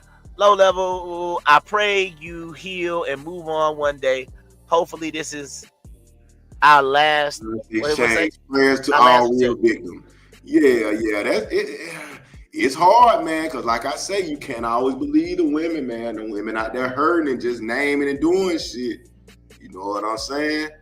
Yeah, but that's the thing. Like, I just feel like it's gotta be, like, that's what makes this topic. I mean, it is controversial because so many people lie about it, and that always makes it problematic because, you know, I hated that whole thing that was going on during the whole Trump administration where we said, you know, we believe all women. I'm like, nah, you need to believe all truth, all people telling the truth. You understand what I'm saying? Like, that's what it's got to be. Because if you're not telling the truth, then once again, this makes it harder. Like, you know, like people was talking about before when the people was yelling grape. You know, it's like the boy that cried wolf. If you crying grape because, let's say, you was getting with an athlete and you thought he was going to bring you to the NBA and everything with him, and you was just somebody, you was just there for a temporary moment. You was just somebody for that night. And then you get mad and say, oh, well, you don't want to be my girl? Oh, well, shoot, you grape me. That's a horrible thing to do as a man. You understand what I'm saying? Knowing at any point in time that a woman could say you raped them and it could have been completely consensual. They can go back and say it wasn't, and they got the evidence. You understand what I'm saying? Be like, yep, he raped me. This is what happened. Here's my evidence, whatever the case may be. And then it's your word versus hers. And that's a horrible place to be in as a man. That's a horrible place, and I've seen it, and I'm going through it. I was going through it. Hey, man, you can just, and this is what they were talking about on another podcast, bro. A woman can just say it, and you're going to have to go to jail. You're going to have to deal with it. I'm talking, she may not even see you that day. She might just felt like going to put a warrant or say something, bro, and you actually guilty off the real. I mean, of course, you got to go to court, this and that, and you got to pay a bond. Bro, it's just an unfair world, man, and we talking about equal. It can't be like that. You know what I'm saying? Just keep setting niggas up when you get mad. Oh, bro came over and hit me. Come on, man. Nigga, whole life got. That's what I'm saying, with no consequences. Like, my whole thing is they need to kind of change that perjury law, because that's what I tried to say.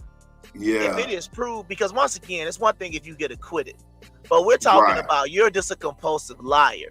You trying to set somebody up. You just want to see somebody do bad. You should get the same sentence that was going to be said. If you say a man raped you, and you know he didn't, you should get that same sentence, period. If it's proven that, not just saying that they couldn't prove it in the court of law. I mean, you said he raped you on June 1st, but we showing a plane ticket showing you was in Hawaii at the time. Yeah. You got to go to jail. Yeah. It got to be some stricter laws, because it's not being fair. Everything, if we fight for equality, it got to be equal all around, because it's a lot. I said it earlier, 85 to 95% of men, man, a lot are in there for shit like that, where the woman said some shit about the man. You know what I'm saying?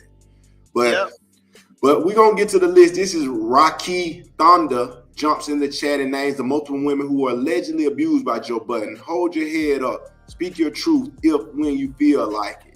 Damn, that boy messed. Man, I'm so tired. That's another thing I'm tired of. When they say your truth, just speak the truth. There's no such thing as your truth.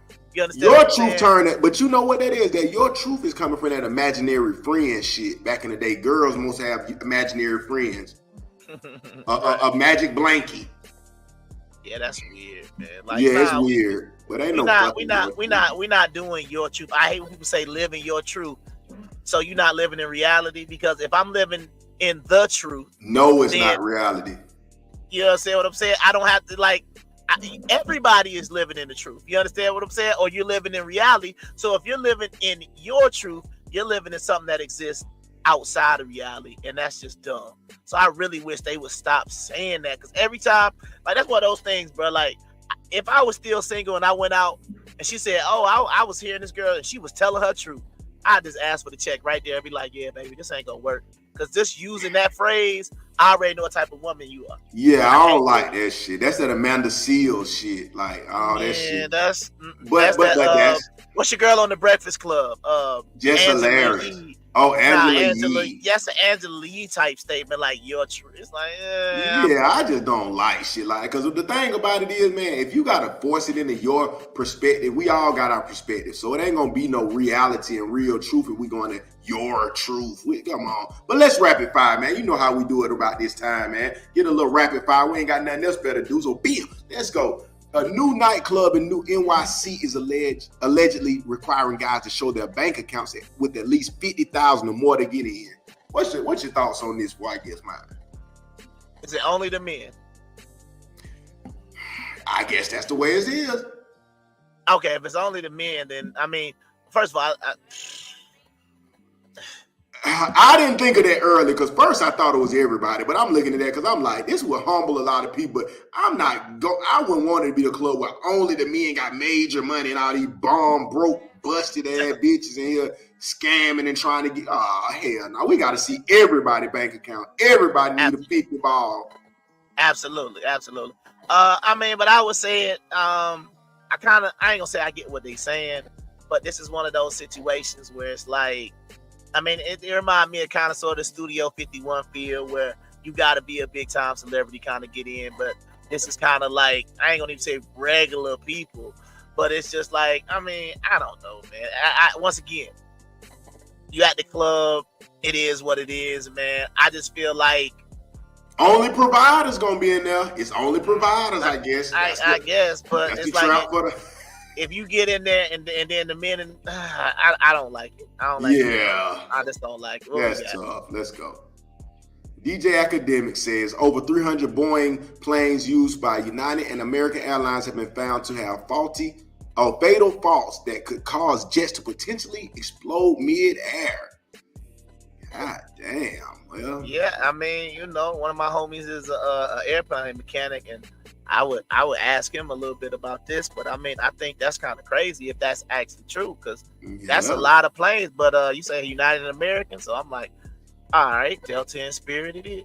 Yeah, got the Delta and Spirit it is. Can't call you my girl if this my boy Cut the Red Tape. Man, them boys out there do the promoting like back in the day and all that shit, but they promote up there in that Marriott and all that. Shout out to them boys. Can't, and the chit chat, I think they be fucking with that. Yeah, they everywhere in the mix. But can't call you my girl if the whole Instagram seen your ass. Just keep it in a Honda.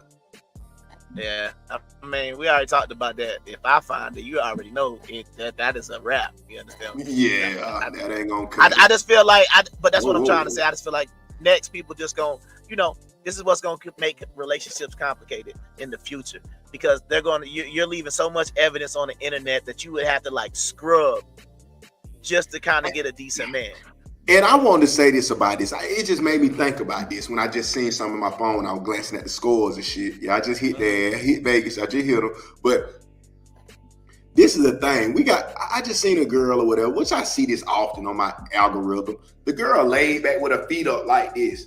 She got her hand like this, squeezing the Virginia. She's squeezing the Virginia. So it's done got to where like, y'all are making, and I hate to say this with the Diddy and the lurking going around, so I'm gonna say no Diddy. But y'all making it like you're taking the value away from the Virginia, man. You grabbing and slapping it.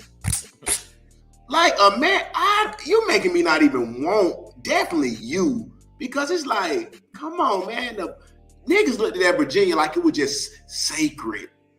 Like you could just kiss it. Oh, it's beautiful. Bro, you out here slapping it. You grabbing it with your hand on the video and bending your leg. I'm like, bro, that make it disgusting, bro. I'm like, man, what are y'all? So it's like you don't even really got no feeling in your pussy. I mean, like, come on, man. This, I'm like, so now, man, it's just you got to make things look valuable. It's just kind of like a man if every nigga was online just slapping the wood on the screen. I mean, folks wouldn't even like wood. I mean, the women, no diddy. The women wouldn't even want no wood no more. It's like, man, I done seen it all. Like, I mean, the value just gone, man. You want to be like, I've never seen how it looks on her. It's like I said, it leaves nothing left to the imagination no more. Yeah. All right, what's this? What we got? This is average U.S. household incomes by race. Yep, and everybody with this millions and millions of dollars shit, it's another slap to reality. You can go through it. Whites, 79,000.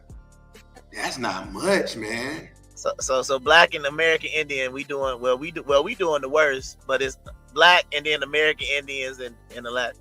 That's we were with the African, we with the American Indians, dead bro. And then Asians are doing the best. Yeah, Asians running up 100 bands. They the only one breaking 100 band. We out here playing, talking about it's the white man holding us down. They ain't even making the money.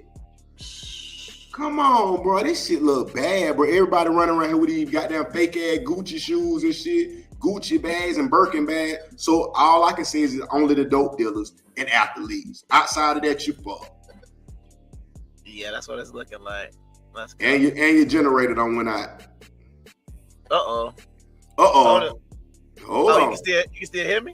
Yeah, I hear you though, but I'm gonna add this thing. Let's shoot back because this is hold on. Boom. Let's not forget these white boys. Since we done jumped in and it's almost the end of the night, I wasn't finna go against nothing but the black folks all night. It's white people doing it too. Look at this nigga Charlie Sheen, and he was passing around the HIV. Yeah. Come on, man. This nigga here, goddamn, they jumping on them too. So if for ladies who keep saying I'm gonna go to the white man, he will give you HIV and punch you in the nose. Yeah, I don't know what's going on. Like, dang, did my camera go out? Look like my camera might have just died, man. Like, that what it might be. Yeah, you like still here. Cause it is all black. I don't know what happened, but yeah, we'll just go like. Oh yeah, we'll finish it like that. But hey, did you hear about Charlie Sheen and all that? You know, white guys do beat up the women too now. Yeah, now that was one thing that I did look at, but I didn't make a slide for it. But it did talk about who had the highest rates of domestic violence. What was that saying? What was that saying? Yeah, I still got to say to my Chat GPT. Let me see. So once again, this is gonna be brought to you by Chat GPT, real quick. For sure. And so that's what I said. But y'all can try to do all that stuff and make all that other stuff real difficult for yourself. But let's see. I love Chat GPT. It's such an amazing, like Rosie off of the Jetsons. Here we go, man. So here we go. When it comes to women, it said African American women at rates higher than those of white women. So black women get it 40%. Hispanic women get it at 34%. Native American women get it at 56%. Asian and Pacific Islanders can be anywhere between 21 and 55, and white women are 1 in. So 25%. So white women are doing probably the more complaining, but they're actually, just as a gender and ethnicity, they are 1 out of 4. Okay, they're receiving. So who is receiving the most ass whoopings? Based on this, Asian, Native American, and Alaskan women. Oh, them Indians like this here. Navajo. Yeah. Oh, chopper, scalpel that bitch. Scalpel. But that's what it says. Hold on, but it says the National Institute of Justice found that more than 84% of Native American and Alaskan Native women have experienced violence in their lifetime, with 56 experiencing sexual violence and 55% experiencing physical violence by an intimate partner. Or if you're watching show early, that's that IPV. Intimate partner violence. Let's go. Now we got Johnny Depp and those are some good stats, by the way. It's just we just rushing through it. So y'all hear that the Native Americans have been having the most abuse. So we're gonna stop making like it's all black folks. We finna get on their ass just like we get on these white boys. And Amber Heard and Johnny Depp, we all know that. Look, she cut his goddamn finger off. Come on, man. And she hit him for all his money. We're trying to. This is why we can't say women are so loving and loyal and perfect. Come on, man. Get a prenup, fellas. What do you see on that? What do you say on that? Did you remember? You remember the situation? He was going to court and just everything. I remember when he had the court case. I remember he ended up winning, but it was like, bro, he lost so much money and endorsements and all that stuff off of that. It's like you can't get it really back, and he could try to sue her for it, but she ain't got no money like that. Same as Jonathan Majors, bro. They were saying about that, man. They showed that she chased him down, and he still lost all his sponsorships and shit, man. Be careful, y'all. But let's shoot back to this. Okay, so boom. We're going to see if they get this back door real quick. No Diddy, because Kyrie missed 2 free throws, but we're going to see how it goes. But keep going. Oh, yeah, I'm over here looking at Caitlin Clark and them. I'm trying to see if they're going to cover for me. Let me see that. Oh, you took the FIBA or the Sparks? Man, I took FIBA. I tried some. Okay. Oh, they getting raped. But for right now. But there we go. Great. Hey, Diddy has been dropped by more than 18 brands.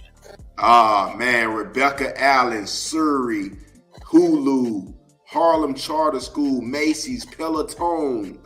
Man, Diddy. So the bikes, man. He was on the bikes and everything. Yeah. That's bad.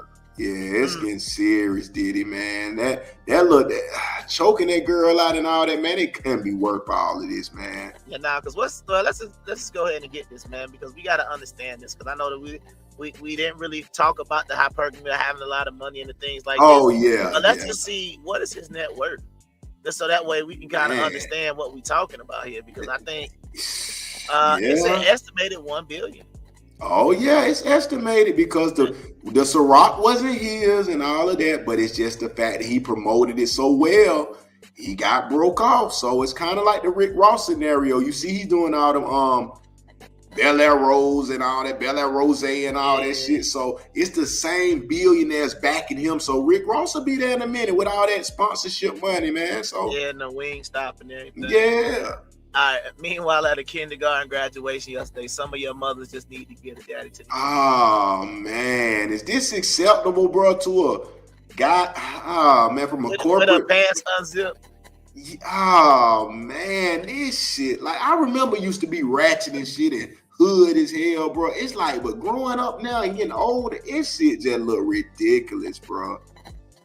Yeah, I just be feeling like it just seems so commonplace, but it's almost like the opposite is like a shocking now. You understand what I'm saying? That's how it be. I mean, you damn near at the club. You may well just pull your goddamn jean shorts off and show your oatmeal cream stretch marks and you put like, come on with your kid. Come on, you're supposed to put on a button up or something and suit to come up. Like, man, I don't know, man. It just done got so normalized to be like trash now, man. I don't even know no more, man. Yeah, it's done got crazy out there, man. What else we got? Let's say. Most men say all men cheat, but the Maury show 97% of the men are not the father. I see you post something about that. You talking about some 30%. I said, well, I don't know. Nah, that's what the AI looked it up for me. So it actually said 30% were not the father. And it was the same thing on paternity court. Oh, okay, because it do be a lot of niggas, but you know my saying, nobody knows unless you took that test, because I'm not going to give any woman the benefit of the doubt. I don't care if it's mothers of ours, before us, after us. I'm not the one to just say, oh yeah, no, she told the truth. She's a real woman. She's never, like, women lie so much, man. It's hard. You got to take that test. And I want to be responsible, man. We got to figure out our membership and our sponsorship, how we going to get this running. But, man, it's some lying ass women out here, man. Absolutely, man. So, man, what's your final word for the night, man? What you got? Because I would want to get my... This is my final word. Fellas, be careful and be mindful that this happens. You can FaceTime your girl.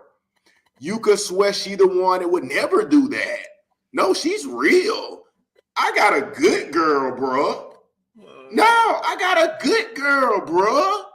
She going out of town. I don't want to go. She just want to go with her homegirls. Yeah, bro. I'm just chilling at the house. My shit. I got a good girl. I trust her. So